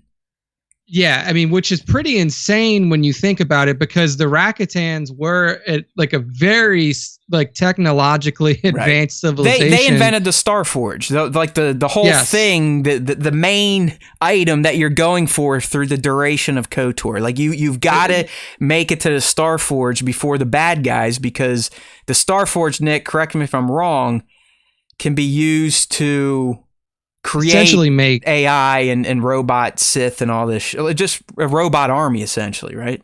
Yeah, they like the way they position it is like you can use the Starforge to create like a fleet of ships and intelligence that is completely unbeatable. Like if anybody has control and uses the Starforge, they can essentially take over the galaxy with very little trouble. So that, yeah, they brought. Go ahead. It just, I think we're going to say the same thing, essentially. It's just the fact that they incorporated it in there and canonized it now. And as Nick said, we're talking, KOTOR was what, 10,000 years from Battle of Yavin? It was 5,000. And I think it was 3,000 to 5,000. And this invasion would have been thousands of years before that. They literally came and took over the galaxy. They kind of look like Mon Calamari. They had these fish eyes that stuck out of the head. They had like cone heads, and then their eyes came out of the side. Yeah, it came out of the side. Yeah. So KOTOR is about 4,000 years before the rise of the Empire. The Rakitan invasion of known space happened, I would say, probably 2,000 years before that. So it's old, and yeah, I was very surprised when I heard that. It was huge because essentially what Luthen says, this would have happened 10,000 years ago, maybe, when his people rose up against these invaders and finally forced them out of the galaxy. So that was a huge Star Wars canonization moment for KOTOR, and just a lore reference that you would not expect from a guy who spent the majority of his press tour saying, I'm not making a fucking Star Wars show for Star Wars fans. I don't believe in Easter eggs, cynical cameos, nothing. And then you have this episode with a line like that, and just wait till we get to Luthen's shop. It's like they raided the prequel prop vault. It was loaded with good shit. That was huge. 1/6 shooter here. I'm going to give him some time. He's saying it right now. He's dropping a Star Wars time show, take it to the bank prediction. And 1/6 shooter is saying Luthen is a former Jedi. that would be interesting to me. I could see it. I could see that happening, but I don't know. Okay, so it really depends on how much they try to canonize from Legends, because all right, so I just looked up the timeline of the Rakitan invasion because I knew it was way long ago. In Legends timeline, the Rakitan species invaded Tython, which is the planet where the Force was discovered. Yep. In 25,793 BBY. Okay, so yeah, so that's we're talking centuries and centuries and centuries. Yeah, I mean, you're talking it's 20,000 years before Revan. So it's that long ago. That's why it's so huge. Yeah, but at that period of time was right when the initial ancient Jedi were on Tython. Mm-hmm. So if he's saying that this is a relic of my people, right, then you could infer that he is a descendant of the truly ancient Jedi. Okay. I'm not saying Trevor is off or on. I think there might be something to that prediction. It could be. It would be very interesting if he was a Jedi during the Galactic Republic era. Yeah, I feel like Luthen may have already fallen out, or might have already started doing. It's almost like he did the opposite of Count Dooku, where Count Dooku was like, you know what, the Order's lost, the Republic's fucked. I'm going to go kind of do my thing and raise all these other systems against the Republic, where Luthen might actually, instead of being a shithead, saw the writing on the wall and just kind of bowed out and started his planning and identifying assets and people across the galaxy. Who the fuck knows? Like I said, it's an interesting speculation. But the fact that, I mean, Nick, he's very clear that he wants this item back. I mean, he gives it to him as a down payment just to convince Cassian, like, listen, you piece of shit, I'm going to fucking pay you here. Yeah. I'll give you essentially a family heirloom that's worth over 50,000 credits. It's like, you can take it, you can sell it for 50,000, but I want it back. Yes. Like, he made it very clear. I want this back. It means something to him. If you sell it, you better find a way to get it back to me. It has more value to him than credits is what we're getting at. So that's it. I don't know. That's something to think about. I can't really see it because I can't see Jedi being, and this is odd to say about Jedi, but I can't see them having this type of foresight during that period because they were so fucking clouded and arrogant and full of hubris. I don't know. That's a good one. That's a good one to think about for sure. Yeah, but I mean, I wouldn't doubt that having something like that from that timeline. Yeah, I mean, maybe he is descendant of ancient Jedi, right? But not necessarily an actual Jedi himself. I mean, you could also, if we're running with this angle, that could also explain, maybe why he's so good at what he's doing, how he's able to identify the right people. He can actually see through them almost. Senses. Yeah, exactly. Yeah. Sense is the thing. Devin, our boy Super Scoundrel, is saying, do we think Luthen's ship is powered by Kyber? Because Cassian said he never saw a type of ship go light speed, and it also has the energy laser weapon thing on board. Yeah, why not? I remember. I remember that line. I mean, Cassian specifically is like, "Whoa, how the hell did you just make a jump in this type of ship?" It would be like watching a TIE fighter jump into hyperspace. They can't do it. So why is this particular model able to do it? That is a... Yeah.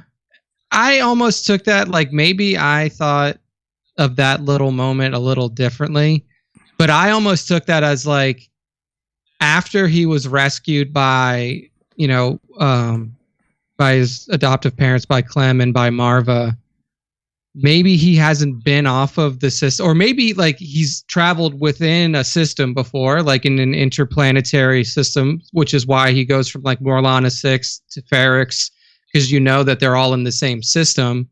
and that doesn't necessarily require light speed travel. So maybe he's legitimately never been on a ship that actually has hyperspace capability. No, I don't know.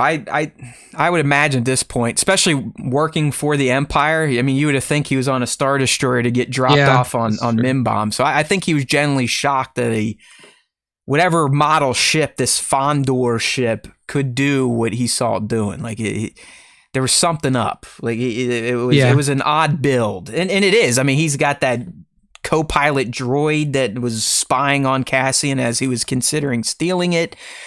So who knows? But yeah, I wanted to see if you picked up on the Rakitan mention and how big that was for a lot of Legends fans. And that was like there was big sites last week like, we can't believe Andor went there. This is amazing, blah, blah, blue.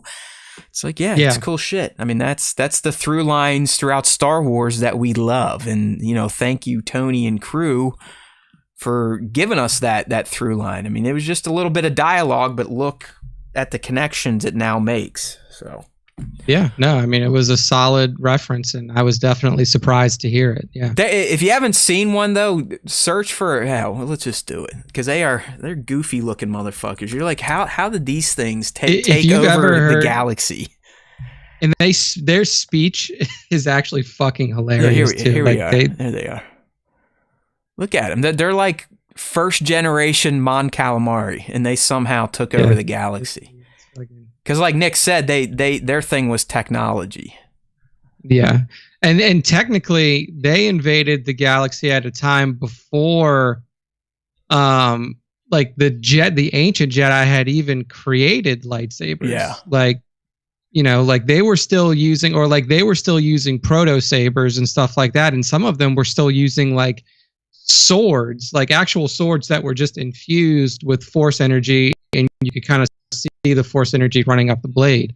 So did they deal with these guys in SWTOR too? It looks like. That was one of the main storyline points in SWTOR.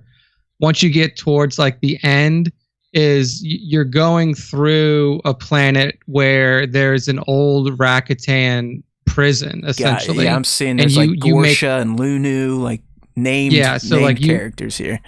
Yeah, like you make contact with an old AI that houses I guess you would call it like the memory banks of an old Rakitan from those days. And then what the first raid in SWTOR was called the Eternity Vault, and the final boss, and like the Eternity Vault was built by the Rakitan Empire during their invasion, and the final boss that you fight there is like a giant Rakitan. They call him the Chosen One or something like that. Like, so they were pretty heavily involved in the SWTOR storyline for sure. Yeah, I just those on the live stream, I've given you a tour of the Rakitans here. They're goofy looking motherfuckers. Like I said, I mean, another force from Legends that came in and threatened the known galaxy was with the Yuzan Vong, and that race they looked mean and angry and that they could fuck shit up. These people just look like. Man, goofy as fuck. Yeah, the early people of the galaxy must have been extremely incompetent. I mean, they were force sensitive as well. So they could use the force and stuff like that, and really like the people of the galaxy at that time, on Tython, the force. It would have been like Europeans landing in the Americas, right? Where kind of okay. I mean, maybe not as tribal and native, but the same thing. Like the Rakitans were so advanced when they showed up to this galaxy, similar to Halo lore, where they could almost mold the civilizations or quickly take them over. I mean, it wasn't even a contest because they had the infinite empire I'm reading here. Yeah. Okay. Yeah. All right. Well, good stuff there. But hey, that's why we love Andor in our Easter egg breakdown. All right, so moving on here, we get our next Game of Thrones connection in the form of Vel. who played the waif in Game of Thrones, the girl that trained Arya in the was that Pentos or Bravos, one of the free cities. Yeah. So there's our second Game of Thrones connection. If you the one scene where we return to Ferrix, to the Corpo's security office, if you looked around, you can see that some of the Imperials are sporting Mud Trooper gear. I know they're not wearing the cape, but they still got the helmet, the goggles, and the chest armor. So that was a nice little reference from Tony, who doesn't do references. And here is kind of a throwaway scene. We learned that apparently, you know, when Serial is landing from that transportation ship, Nick, he's landing on Coruscant. Apparently that's I forget, that's either like a Ferrari or Lamborghini dealership, or it's like a big car dealership. But the important thing is what is said over the loudspeakers. If you heard, they go, teleporto travel to Hosnian Prime, Plexus, and the Euphornus Major. All right, so Hosnian Prime, that becomes the seat of the New Republic. All right, It gets blown up in The Force Awakens. Plexus is a planet that was first brought up in the Star Wars Uprising mobile game that has been dead for many years. And then Euphornus Major comes from the Servants of the Empire book series. Okay, so lots of references there. And now we're getting to it was just Easter egg overload at Luthen's shop. I think I missed a few shots. Oh no, we'll get there. All right, so Luthen's shop. So the first one, if you're on the live stream, you can see it over Luthen's right shoulder. You can see a Gungan energy shield. I know some people have found some other things, but that's what you get when you have 7 days to find shit. I have to do this the morning of. So watch my videos first. All right, and then here we get... Oh, Monchi just mentions Chandrilla in the Day of Days. Big deal. Here's a good shot. This shot here, if you're on Of Luthen's shop, is loaded here. So bunch of stuff. The horn, this is a Kashyyyk Clarion. All right. We got the Beskar armor. We saw them blow those horns in episode 3. Correct. The helmet you see there is also a Wookiee helmet. Of course, he mentioned the Utapawan monk cudgel. Yep. Some of the shit on the wall there, that one of those is a Rylothian Kalikori. Okay, those are you saw those in Rebels. They're very important to people of Ryloth. It essentially is their family represented in hangy shit. The fun one there, you've got Star Killer Sith Stalker armor just hanging out in the back. Yep. All right, Nick, that fucking snake, man. Where have I seen that before? Or am I crazy? Because I looked for it. I looked for two-headed snakes in Star Wars. They keep giving me the Chimera, but they don't look like the Chimera. I know Chimera is kind of a two-headed snake, but with like tentacles and shit coming out of it. So is that just something that has never been featured in Star Wars before and I drove myself nuts, or what?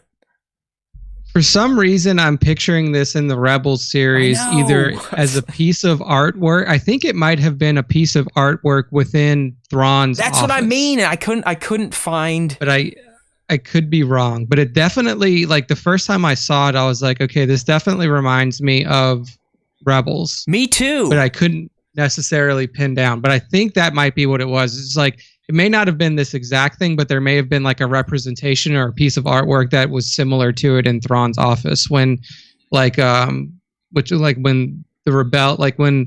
Phoenix Squadron like infiltrated that, like the base, and they were inside of his office. Yeah, no, I know exactly what you're talking about, and then that's right where my mushy mind took me, but I couldn't find any documentation to back it up. I mean, I did Thrawn, Two Snakes, Thrawn's office, Thrawn's collection. Yeah, maybe. But I don't know. I mean, like, we could be wrong, but it definitely like gives me that vibe. Yeah. Okay. Well, then we were aligned, because I was feeling Thrawn as well, and Black Series clips Thrawn's office too. So I don't. Maybe I'll have to do a few more scrubs of the net here to look again, but I could not. With the stress of the Wednesday crunch going, I could not find any supporting evidence. So I left the snake out, even though we just gave it 2 minutes of time. It seemed too familiar to me to not be from something, but oh well, we'll give up. Yeah. Continuing our tour, if you paid attention when whatever the hell her name was takes the driver over to the wall, if you look at those stones, those are from the world between worlds. It's the door. It's the hands of the father, the sister, and the brother. They're in the same positions of the mural you might have seen on Mortis. So that was a fucking deep dive. So I guess before we move on, we got one more in the back of the shop. In the back of the shop, we have 2 holocrons, which are looking a little bigger than we've seen them in the animated universe. But hey, you can't get too. I mean, it could also be like literal, just like representations of holocrons. Like maybe they're not active holocrons, but they are like the one on the left, the square one is a Jedi holocron, and the one on the right would be like the Sith holocron. Yeah. I mean, it was overly clear like what they were. Just they looked a little large. What else did I have? Yeah.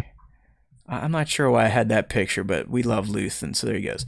This one, I'm not going to lie, I did get this one from Reddit, but apparently in one of those little blocks of carbonite, that's Indy's bullwhip. And really? It looks bullwhippy to me, so I was like, fuck it, I'll include it in there so I don't have that one asshole on the internet tell me that I'm a jerk off because I missed a frozen in carbonite bullwhip. So yeah, I mean, that was just for a show from a guy that doesn't believe in any of this shit. Nick, where does this? How does this happen? Is this just the set designer? Is this like Dave Filoni sneaking on set and just dropping shit randomly? I mean, how does this happen? So like, of mentioned things like him talking about the Rakitan Empire and all of that, like there's no way to get around that. Like Tony put that in there. Like he wrote that into the script. That's written. So for sure. All of the stuff inside of Luthen's office, it would be hard for me to believe that he actually was like picked out those pieces to put in there for specific reasons, because you would need to have deep cut knowledge of what these things are to actually understand the tablets what you're itself. I mean, the tablets are straight from the animated wing, which he's not fucking with. Yeah, he's not fucking with. So like a lot of that stuff inside of his office, I do think was probably like he gave an instruction. He's like, okay, like Luthen is a dealer in rare galactic memorabilia, and he's essentially like an antiques collector. So he just kind of left it to the art department and the set department to be like, hey, put together, like, give me a bunch of stuff that people like hardcore fans will recognize. Yeah. And I don't even see him wanting to be that nice. Like I think this is like a clandestine operation within the production department where like, look, we got to dress a set. He said he doesn't give a shit or cares. So we know Star Wars. We know what's going to get fans talking. Let's place this stuff. Have him come through, and hopefully he won't, do the George X. No. Because I don't see Tony getting tied down in set dressing. I don't think so either. Which is why I said when in the first initial 3 episodes, when we're like, is that the ghost? Like, could that be the ghost? I was like, even if it is the ghost, I don't think Tony knows what the ghost is. I think that somebody else put that there. It's not on purpose, at least Tony's purpose. Yeah, exactly. Bat is right. There is. I didn't get the shot, but there is a shot of another collectible that looks very similar to Plo Koon's mask. Now, obviously, it's probably not his, but another one of his kind. Because the last time we saw Plo in his mask, he blew up. So I don't know if you'd be able to salvage that intricate bit of metalwork that they wear over their face. But it definitely looks just like a mask that his kind would wear. So Luthen had all sorts of good shit in his shop. We got a Saul Guerrero mention when what's his name tries to scare Nemec, like, "Hey man, what do you think Saul would do if someone fell asleep on the watch? He'd shoot you in your freaking face." He'd shoot you. Oh, I know. I know why we were looking at Luthen and Mon. It's because of the circle, and like I said, the only existing circle in Star Wars, it was a Nikto slicer gang. That's it, like fucking hackers. So who knows? Likely not what they're talking about. Yeah, I know. I was like, whatever. The seating chart, we talked about this. The names mentioned here. Ars Danger, he's the one that, some people think he's one of the people in Return of the Jedi that you can see in the behind the scenes, but Ars Danger has never officially been in live action on camera. But you did hear Sly Moore, and she talked about the office of the Vizier and how they hate her and try to undo any of her policies. So that was nice. The deeper cut, though, at the dinner, Nick, is when I don't know if you heard that she mentions Gorman and like, hey, well, the people in Gorman like to or want to dine with the people that just cut off all their trade routes. People are going to starve. And if you remember from Star Wars Rebels, it's the Gorman massacre that finally gets Mon Mothma to go public and declare essentially open war on the Empire. So I thought that was a nice connection there.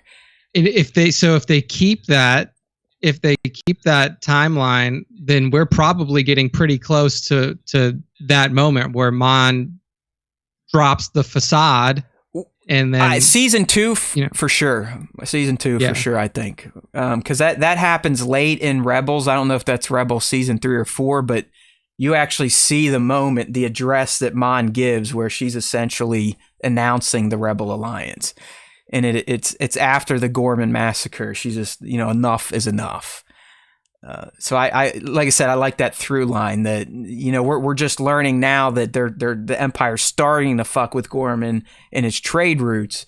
And we know in a few years' time that it gets so bad that they essentially just kill everyone on the planet. Yeah, we all know what happens when trade routes get shut down. Yeah. There was a whole 3 series of movies. It about always that. starts with trade routes. God damn it, trade routes. It's always there. Newt Gunray lives. All right. Oh yeah.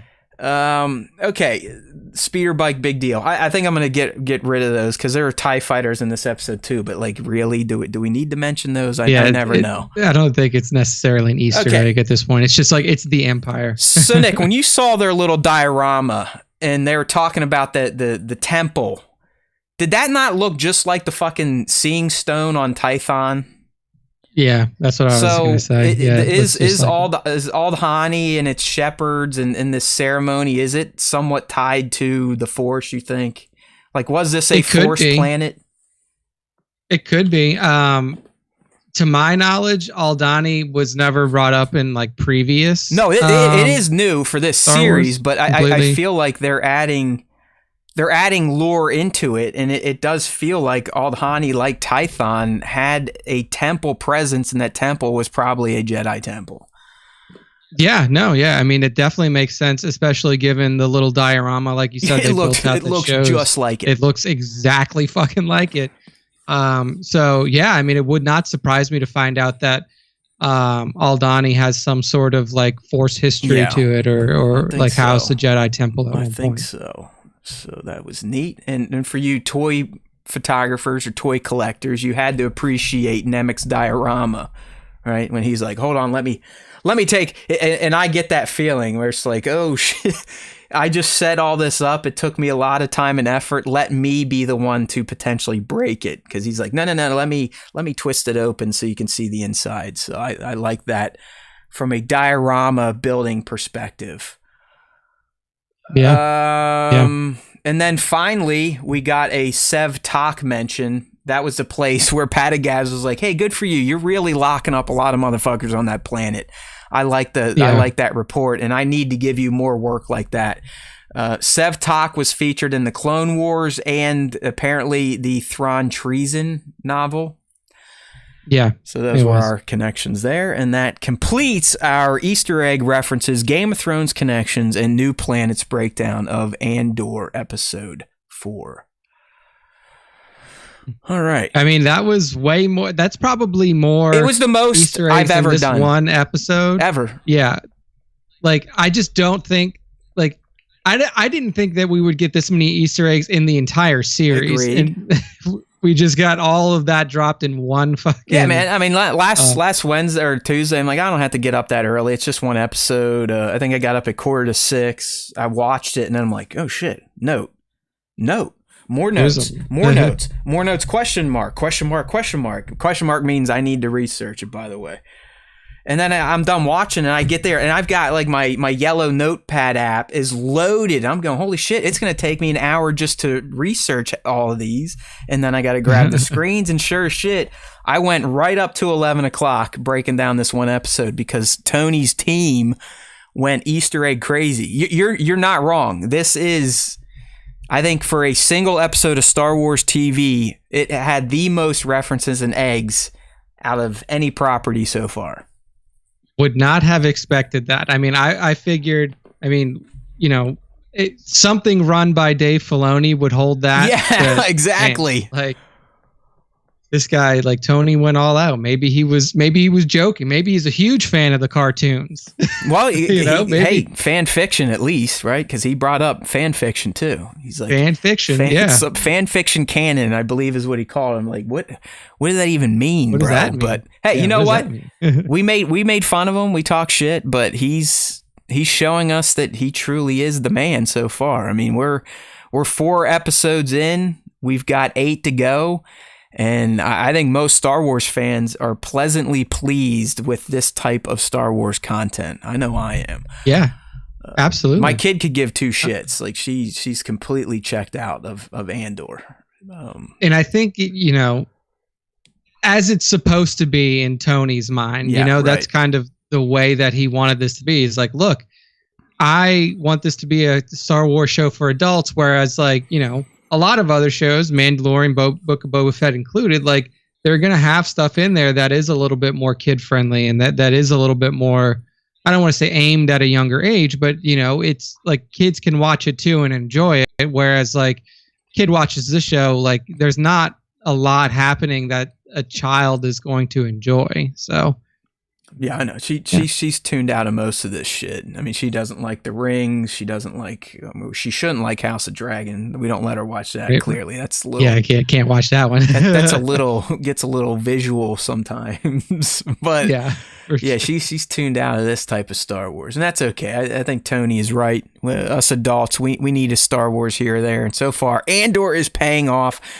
So real quick, we've dropped hints about where we see things going tomorrow, but do you want to give your end-all, be-all speculation for Andor Episode 5 and the events it could take us on?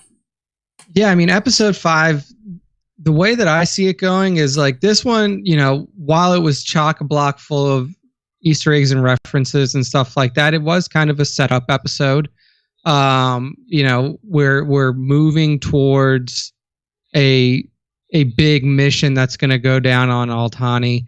I think what's going to end up happening here is I'm kind of caught in between thinking that the mission's going to go down in this episode, something's going to go catastrophically wrong, and then you're going to use the 6th episode as kind of like a salvage mission to like, we need to save as much as we can and get out of here without being found out, or this being like kind of another setup episode before the big mission launches on Episode 6, and then we have the full play out there. I do think that we're gonna get I think we're gonna get a scouting run at the very least of the Imperial facility on Aldhani, and kind of have more time, like take a little bit of time in this episode to see Cassian getting his feet under him and getting comfortable with the mission, because it seems like even after the briefing that he got, he's like, can't be done. Like, he was very negative about like the prospects of this mission succeeding. So I think that we may actually have another episode where it's kind of at least the majority of the episode is leading up to the moment where the mission goes off. Yeah, dude, I was thinking the same thing. It's where do we end Episode 5 with the Aldhani mission? Because I do feel like that's the big narrative of this 3-episode arc. So it's, do they end it in 5 and use 6 as a transition episode, kind of like how Episode 3 was transition, where it still had to pay off on all the tension built up in Episode 1 and 2 of Cassian and his his stupid mission to find his sister and then killing people and all this fun stuff.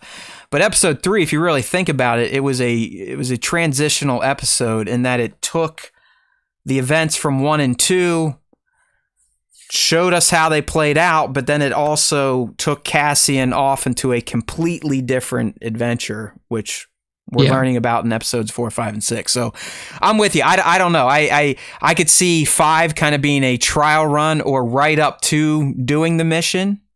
Or like you said, I could see them getting into the mission and shit going haywire for it to be finished in episode 6 and then transition out into the next 3 episode block. So I'm with you on either one of those. On Cassian's narrative, at least, I'm with you on that. It's going to be some either training and trial shit or get into the mission and fail, and we got to figure out a way out of Dodge in episode 6.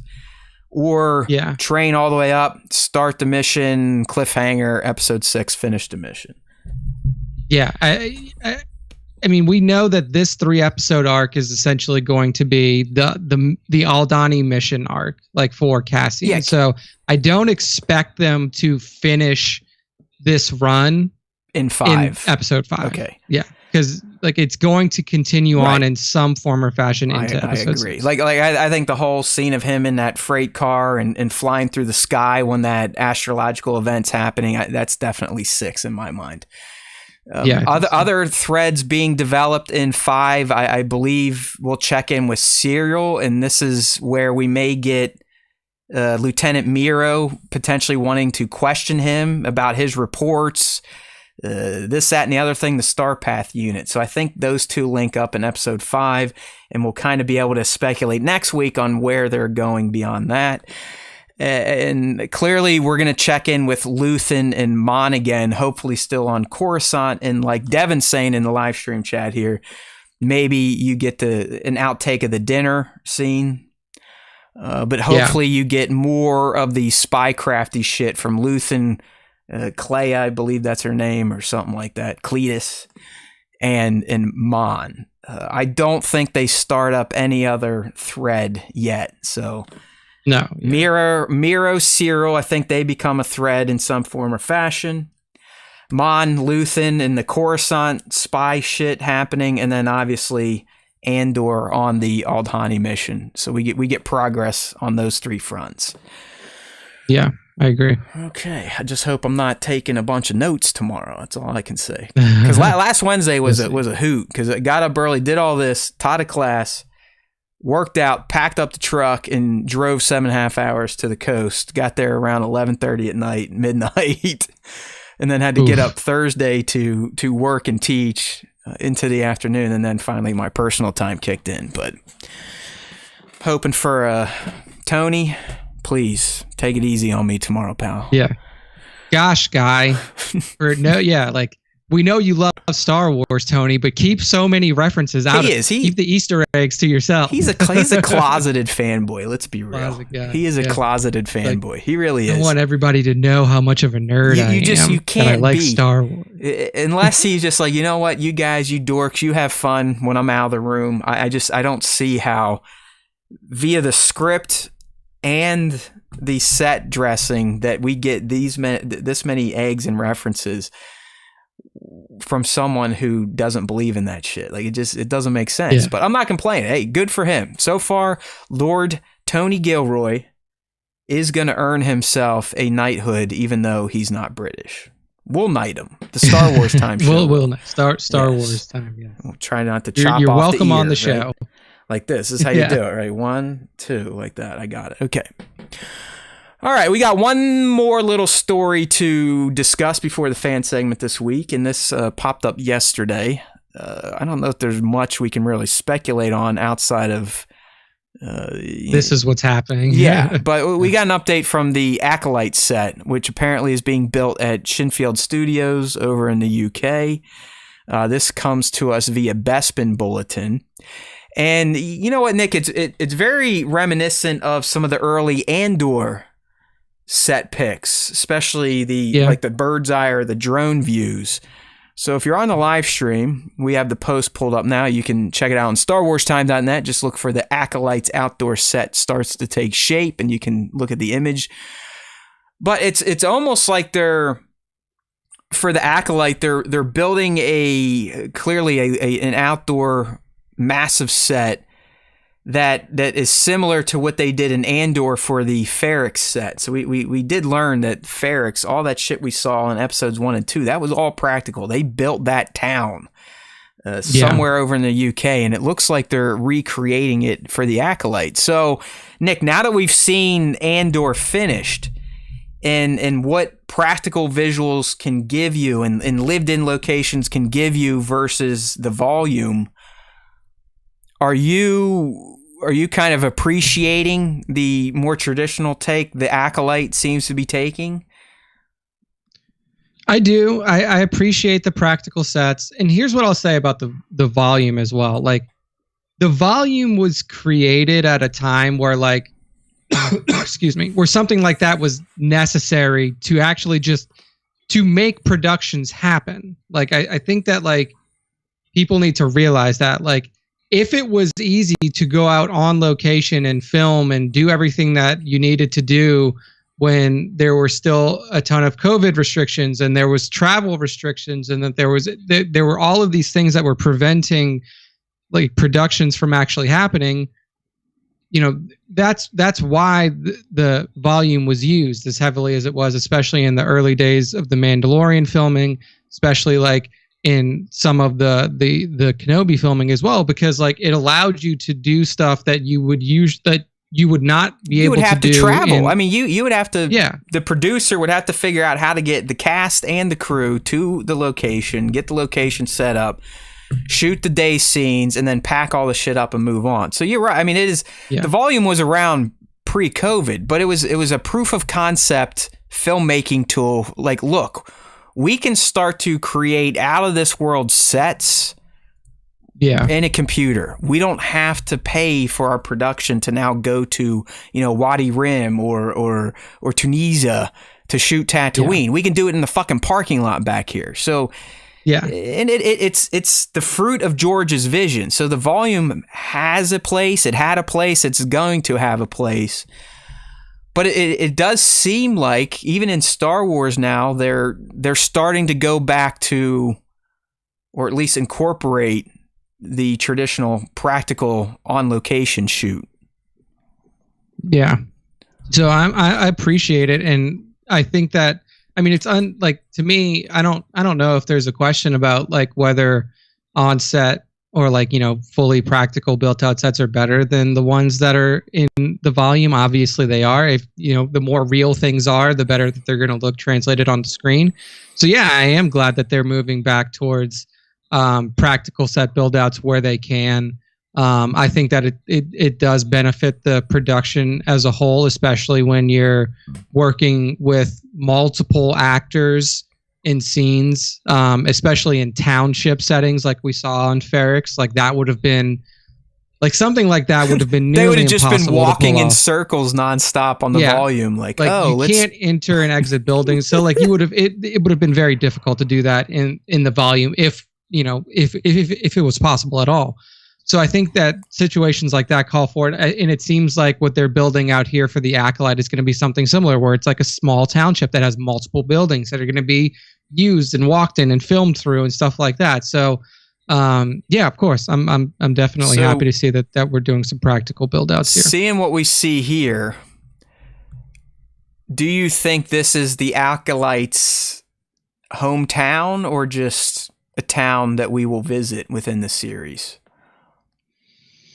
It's so hard to tell. I can't, like, I didn't read the leaks, and I don't want to get into them, but essentially our titular character is going to be from a village, and more than likely her village is going to have Force sensitives. Jedi are probably going to come, take one of the Force sensitives, which may upset some of the villagers, including our lead. Yeah. I mean, it's so hard to tell because there's probably going to be multiple, like, little places or, like, multiple opportunities within the show to use, like, a location setup like this. Because I imagine that, you'll have the town where the Acolyte character is recruited from or taken from, but then there's probably also other little townships around there. I guess it really, like, what it really comes down to is, like, depends on what they're filming first, right? Like, that's like, they build your sets according to what's being filmed, like what scenes are being filmed first. And a lot of production companies and a lot of productions in general don't film things in chronological order. So, like, from what I can see, it almost looks like there's... It doesn't look like Tatooine, is all I can say. No, that's it doesn't. Thing. It does not look like we're Tatooine. Not going to get with the hovels and the drabs and tans and olives. It looks like there's a little elevator or lift system if you look in the middle image. Yeah. Off to like the back left of the image, you can see that there's like a lift system. I don't know if that gives any hints as to like what the. I'm kind of hoping it is the Acolyte's hometown, because to me it would be different than what we're used to when you go to someone's village. Like, it doesn't look like a village. It doesn't feel tribal or whatnot. I mean, even if you look at Tales of the Jedi and you go to Ahsoka's village, it feels like a fucking village. It doesn't feel industrial. We've never really seen a Force user come from an industrial type of location. So I guess that's why I'm kind of hoping these shots, this set in Shinfield, is the hometown of the Acolyte, because it would just be a little bit different. Like, hey, look, the Jedi didn't just steal Force babies from like tribes. They actually they could go to a Coruscant type of apartment and be like, hey, by the way, your kid has the Force and we feel they should come with us. Yeah, I mean, it's a good point. We've only ever seen Force sensitive literally taking they take them from like shithole backwater planets. So yeah, Jedi, they're a little shady, but too. Also like like people can be Force sensitive and live in like a suburb. Yeah, why not? So Force sensitive paper boy. Yeah, I mean, that's how he makes it onto the patio every time, every throw, right there in front of the door. Just hovers over there and lands perfectly. It could definitely be the village where they find the Acolyte, the titular character, like you said in the article. But I am happy to see that they are doing more practical set buildettes and stuff now. I will say that I'm almost positive that it has nothing to do with people bitching about the Kenobi. Oh yeah, no, I'm with you. Like production design and setup is like planned and budgeted so far in advance that it's like they're not going to take people bitching 3 weeks ago.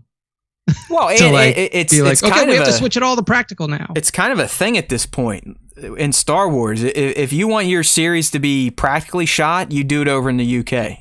Because that's where Andor was mostly filmed. That's where the Acolyte's shooting. But if you're cool with volume and being in the John and Dave gang, then you're shooting in LA. Plain and simple. I mean, Ahsoka's skeleton crew, they're going down at LA, probably volume heavy, where Acolyte and soon to be Andor S2, they're going to be over in the UK again, building stuff. So, I guess it's good to have kind of that mix to remind everyone, like, hey, the technology can be pretty fucking impressive, but also going old school, traditional sets, that too can add to the creation of a Star Wars world or a program or a series. Yeah, definitely. All right. Well, there you go. The Acolyte, which should start shooting any day now and will probably run through May, hopefully for a 2024 release. Still the only official casting for this series is Amandla, who played. Yeah, all of the others are just rumored but probably true. And those are Jodie Turner-Smith, Lee Jung-jae, Charlie Barnett, and Manny Jacinto. Yes. All right, dudes and dudesettes, it is that time of the Star Wars Time Show to dedicate a segment to our fans because we love you. And don't worry, all you have to say is, I know. Okay, we're not looking for the love word to be exchanged. We know how to do it. We follow Han and the princess's lead. But we do. Every week we dedicate two segments, really. Well, a fan segment that has two branches to it. The first one being the question of the week, which we post to our Instagram account at Star Wars Time Show in the stories and in our profile grid. So you just got to log in Tuesday morning, look for at Star Wars Time Show, find that question and reply to it. If you do reply, you may make the show. We'll talk about it. We'll dissect it. We'll agree with you, or we may tell you that you're dumb. The other segment is the top 5, but more on that after our question of the week, which is a nice, easy one. What was your favorite or least favorite part from Andor episode 4? All right, so I have not seen any of these, Nick, so lay them on me. I got the first one pulled up for you. First one is from our good friend Baron's Black Series. He says, Mon Mothma, watching her do her thing, it was interesting to see her spat with her husband, knowing ultimately she will choose the rebellion over him. I also loved all of the Easter eggs that the prop department snuck into the show, especially the Star Killer Sith armor. We're still on it. It was the prop department. It was not Tony. That's right. Tony didn't do any of that. There was no intentions from the director. This was all the Tony's the probably crew. seeing all these articles popping up about these pissed. Easter eggs. Quit. He's like, oh my God. He's going to quit. These fucking people put all this stuff in my show, and I said, no Easter eggs. That's right. Right now, he's had, or last Wednesday night, he had a staff meeting where he fired his brother, his other brother, his brother's sister, her sister's brother, his second cousin. Yeah, all the Gilroys have been wiped from the slate of Andor. But yeah, that would be funny if he's like, you see this article? You see this article? There's too many fucking sites talking about Easter eggs in Andor, goddammit! I'm not that type of Star Wars director. How could you do this to me? How could you fuck me over like this, Bob Gilroy? Now I look like an asshole. You're all fired. You know, he's like, now you're making me look like I actually like Star Wars, you dicks. My secret. It was my secret. Lord Gilroy, we love you. Good stuff there from Spencer. Thank you as always for your responses. Next up, from the Outer Rim, he says, I love the introduction to the ISB. The dialogue in those scenes were gripping and cutthroat. Everything internal Empire focus sequences should be. Yeah, that's the best way to say that. I agree. I mean, the closest we've gotten to a scene like that, Nick, would have been the little table meeting on the Death Star in A New Hope, and even there, things went off the agenda pretty quick when Darth Vader started trying to kill everybody. So, it was great. You gotta love seeing the Empire kind of act in times where it's not killing people, you know. I mean, a lot of Star Wars, we've just always seen the Empire as the cannon fodder of Palpatine. Here, we're actually seeing the inner workings, what they talk about, how they plan the destruction of trade routes and planets, and how they decide who eats and who doesn't. Yeah, I mean, sow seeds of discord and everything, and, you know, like what they're doing to actually implement this Imperial rule. So, I mean, I love seeing scenes like that. All it does is continue to like build out the world and build out the, you know, give more of a face to the Empire other than, like you said, Palpatine and Palpatine and Vader, they needed a lot of buy-in and a lot of this nonsense to take place to execute Sidious's vision. Yeah, so good stuff there. Next up, 2797 Studios. We know who he is. He's probably in the chat right now. He usually is. He's batting them around. And then he says, lots of cool stuff in this episode. Officially meeting Mon and her life, her nice space limo, seeing Coruscant on a more intimate level, the shop and all its goodies. The list goes on. Lord Gilroy may not want to acknowledge canon, but his prop department sure does. I love how that's the narrative now. It's the prop department. It's not Tony. It's by his own design, Nick. He's the one that got on his pulpit there and banged on it like, I don't like Star Wars. I don't like Star Wars shows. I don't like making Star Wars for Star Wars fans. So it is a shock to get an episode like we did where he's going 25,000 years into the legend and recanonizing stuff. So he is truly a lord. And I'm just glad that our fans are taking that moniker and running with it. So Bat's the second one that used it. I think Lima has also ran with our designation of Lord Tony. Lord Gilroy. Yes. So good stuff. Pictures by R2D2 is next. He says, liking that we got to see Mothma operate and the tension that the Empire puts on everyone through the way they operate. Yeah, I mean, that was one thing that we were unsure of even going into this season and going into the series was like, at what level can Mon Mothma like openly operate within the rebellion? We already knew that there was probably going to be a little bit of like suspicion around her, considering that she was a part of the initial group of senators who opposed the expansion of powers by Palpatine at the end of episode 3. So we knew that she wasn't going to be like one of the Empire's favorite senators.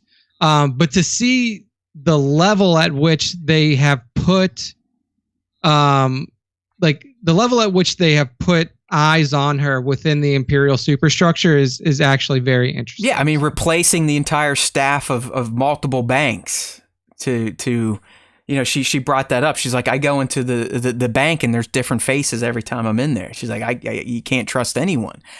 I mean, honestly, Nick, I'd imagine what Mothma's going through is probably what it feels like to be in the opposition if you live in Russia or China, where essentially, I know Russia, they pretend they're no longer communists and they're a democracy, but they're not. I mean, literally, you're with Putin or you're not, you'll die.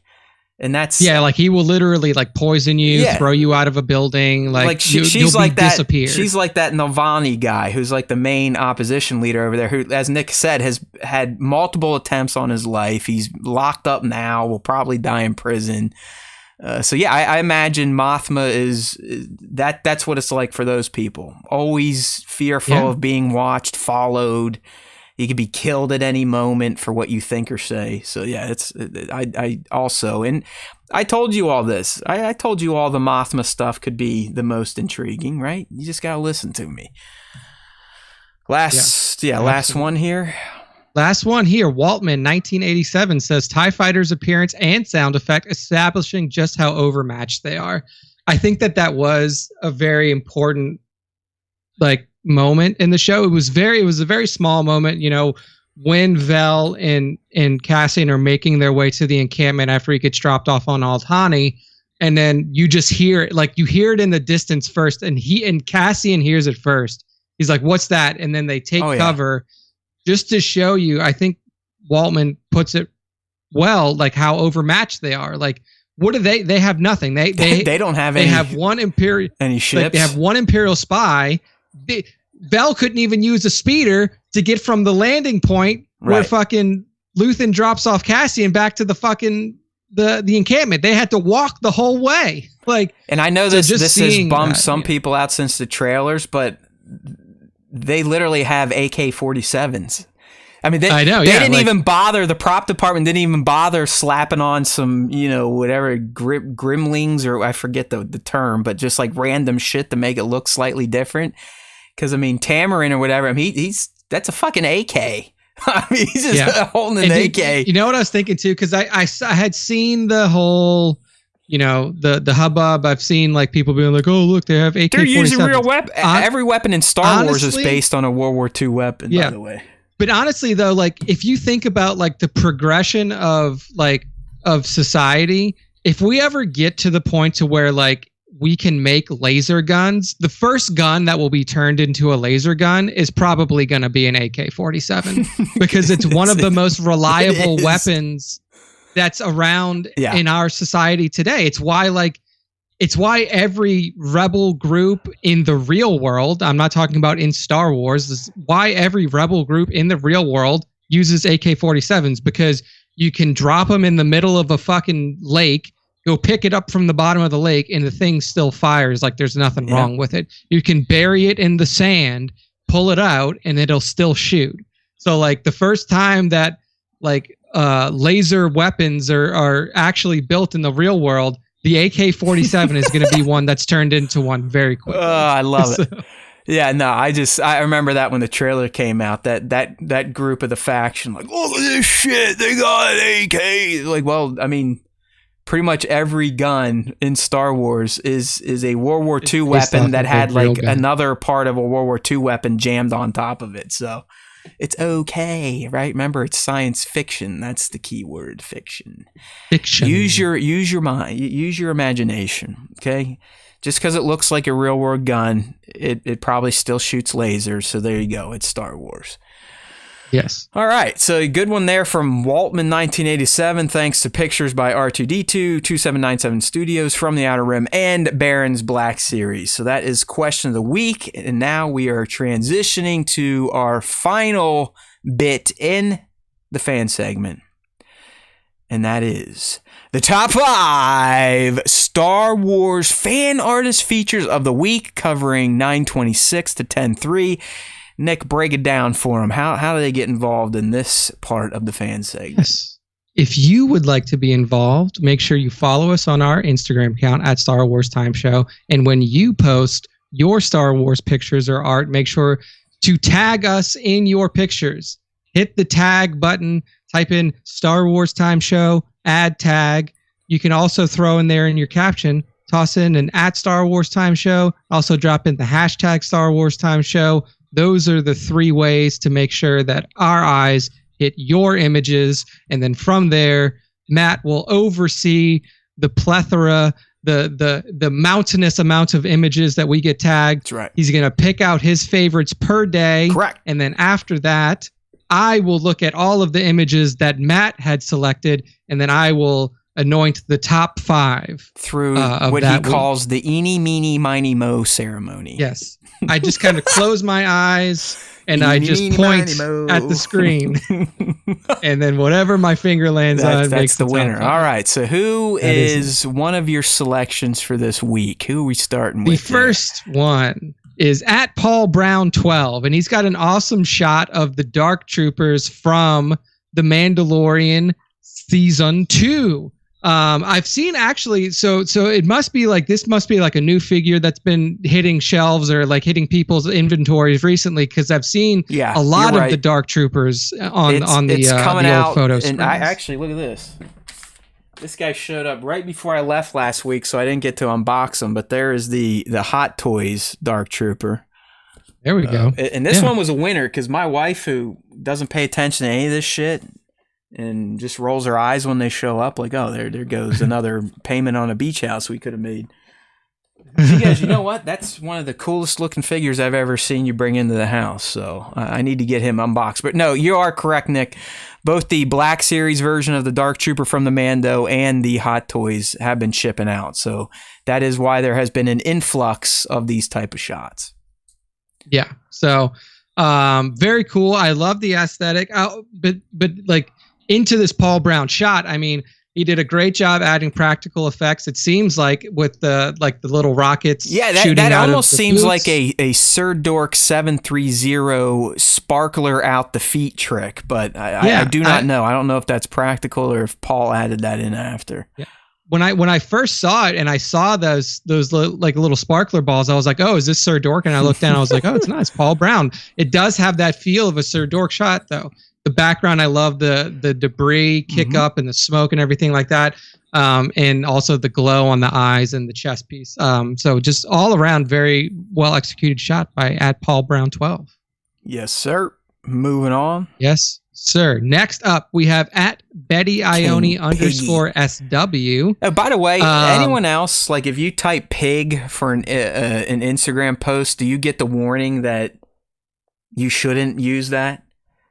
Because really? Nick, anytime I post a shot of the Star Wars piggies, like I wanted to put King Piggy from at Bettyoni SW, but Instagram essentially said, "Hey, this looks like a suspicious caption that's been used before. Do you want to edit?" And I'm like, well, that basically means you're gonna blackball us if we use it. So I guess I won't use it. But it's like you can't use pig in an Instagram caption. At least we can't. So carry on. I had not seen that before, but also I don't post much on Instagram. Well, next time you get on it, just type "I like pigs" and see what happens. See if Instagram yells at you. Yeah, probably so. But what we have here from Betty Ione is an awesome shot of not the Mando, not Jabba, not anybody else, but a Gamorrean guard on Jabba's old throne. I just, again, like this may be something that's also kind of hitting people's shelves as well, but like the use of the throne, I love the design of the throne. I remember like when it was first announced and stuff, we posted pictures of it. And I also love how expertly positioned Betty got this Gamorrean guard on this throne. Yeah, that's what I was going to say. It just, the throne, which would have technically been Bib's throne. Yeah, at this point, Bib Fortuna's throne. It's like it was built for a Gamorrean guard. It really is. I mean, the King Gammy here, he just looks perfectly seated on this throne. I like how the axe has its edge warmed up, so he's ready to slice and dice through whoever comes and messes with him. But I'm with you, man. It looks like the throne was built for this Gamorrean guard. Oh yeah, absolutely. I mean, like he is, if nothing else, he is the king of the Gamorrean guard. So, like you put, King Gammy. So at Betty Ione _SW with a killer shot of King Gammy on his throne. Next up here, we have an awesome setup from at SW Collector 3.75. So 3.75 inch scale for those of you who are within the toy community. And I mean, this is a very complex setup from SW Collector 375. So what we see is Palpatine arriving on what I assume is either the Death Star or the Executor, Darth Vader's flagship vessel. You see the landing vessel already kind of on the ship, wings up in its landing formation. You have the banners of the Empire draped down from it, and then like a whole company of stormtroopers lined up in formation, ready to greet the Emperor, and Vader there on a knee, flanked by Imperial guards. It's very similar to the Emperor's arrival in Return of the Jedi. Yes, it's very similar to that. I don't know if it's a full-on recreation. I'm kind of with Nick, where it could be anywhere that the Emperor's showing up to check on his little bitch boy. And, bitch boy gets right down on his knees, ready to blow him. And like, oh, Emperor, make me angry so I can get powerful. But, I think these are all 3.75-inch figures. So that's impressive if you think about all the lining up that SW Collector 3.75 went through here. And honestly, Nick, one of those two advisors with the Emperor, I think that's technically Ars Danger, one of them. The guy we talked about from Andor, who is going to the table setting. Yeah, going to the Mothma meal that she's very pissed about. But yeah, anytime a human can line up this many plastic figures and not want to stab their eyes out or melt all the plastic figures with a blowtorch because they always fall over and start dominoes, they deserve recognition. So I'm glad you picked this one. It's an impressive setup of the small scale. Look at all those fucking troopers. Like, if those are individual placements, get out of here. That had to take forever. Yeah. Hopefully he's using sticky tack or something to keep those dickheads standing. Like a big ass line of tape. Yeah, exactly. Like to keep them all because standing. These are, as we've discussed, action figures aren't the greatest subjects sometimes. They don't like to listen. They don't like to pose. They're very moody. They're very sensitive. Yeah. Absolutely. So good stuff there at SW Collector 3.75 on the IG. Next up, this is a fun shot. This is from at Dad Fett, and it is the humanization of the B1 battle droids. We've always and he's seen got a B1s. series of these, I feel like, Nick, because he came out with another one today, but I think we featured one last week, not top 5, but on our account. Of these two droids, you're right. It is. It's like the humanization of two B1s. Yeah, I mean, we've always only looked at B1s as like the base level droids that the CIS threw out. Roger. If you go into the Clone Wars timelines and stuff like that, they have some funny lines and shit too. But now you get to look at like, if these are sentient beings, like, do they have feelings? What do they feel like? They just watched, a million of their droid friends get mowed down on a battlefield, and, we get to see the repercussions of that. We get to see the mental anguish that B1 droids are seeing. So what the image itself portrays is two B1s kind of sitting down on a sofa, one of them embracing the other. The other one is just so downtrodden, so mentally destroyed from probably what he had seen on the battlefield. And this is him trying to take a moment to process all that he's been through in this devastating war between the CIS and the Galactic Republic. So I just thought it was a fantastic setup. Yeah, anyone that is a fan of B1s, you need to follow at Dad Fett, because like I said, I'm gonna go just pull up his page, because I know this is like a recurring theme with these two B1s here. Yeah, here you go. You got a B1. He's just reading a book, having himself a drink. He's reading Into the Wild, it looks like. Into the Wild. Here's the follow-up to the shot Nick's just talking about. It looks like this B1 lost his date or something. He's all bummed out and sad. Got a little remote control next to him, like a TV remote. Oh, here they are. Yeah, this is the one. They're like out in the woods telling scary stories with a light. So, like I said, if you like B1s, if you're a fan of Roger from the Lego series, check him out at Dad Fett on Instagram. You will not be disappointed. 100%. Good stuff there. And then the final one to close out the top 5 for this week is at ChezPick66. Chez is a long time favorite of the Star Wars time shows, made multiple top 5s, and it's because he's got like a huge open area around his house where he can go up and just like make perfect Tatooine setups. Seems. So what we see here is Mr. Mando, Mr. Djarin himself landing with the Razor Crest. So this was clearly in either season 1 or early season 2 timeline. He's landing on Tatooine, talking to some Jawas. You see a moisture evaporator right next to them. You see the setting sun of Tatooine in the background, but you can also see a bit of a shadow of the second son of Tatooine as well. Lots of dust being kicked up, probably from an oncoming sandstorm, or maybe just from when Mando landed. But it's always great to see Chez outdoors in the sand taking pictures, and this is no exception. Yeah, it's just the atmosphere. I mean, it almost feels like a still from a film strip. Just, maybe Dave took a shot one day when he was on set to just see how things looked in camera. But as Nick said, this location that Chez goes to, it really is Tatooine in the United States. I think it's a beach area up in the Northeast.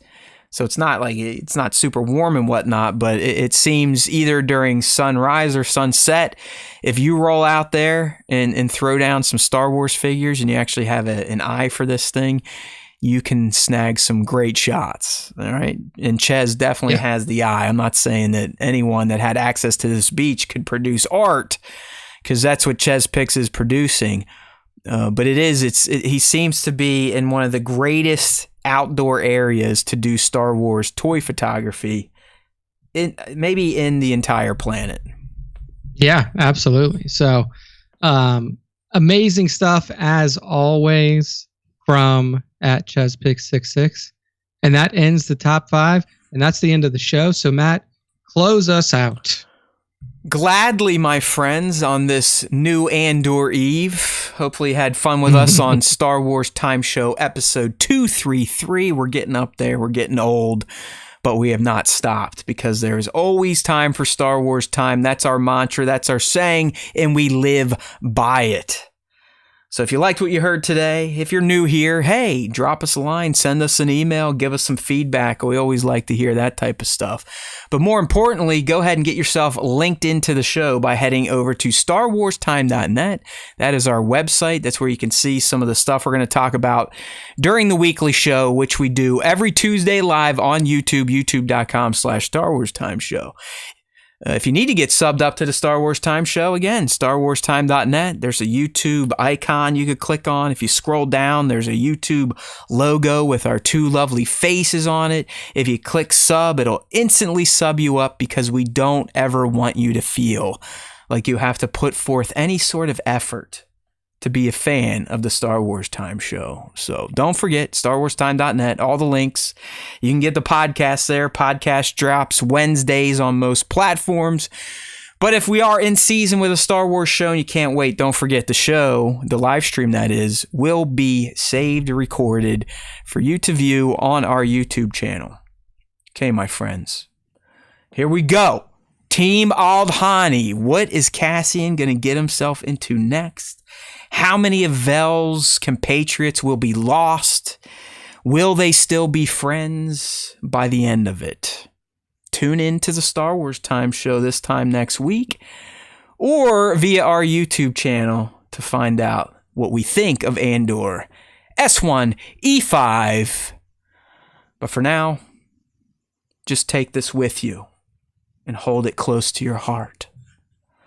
And that is the simple fact that if you listen to this show, the Force will be with you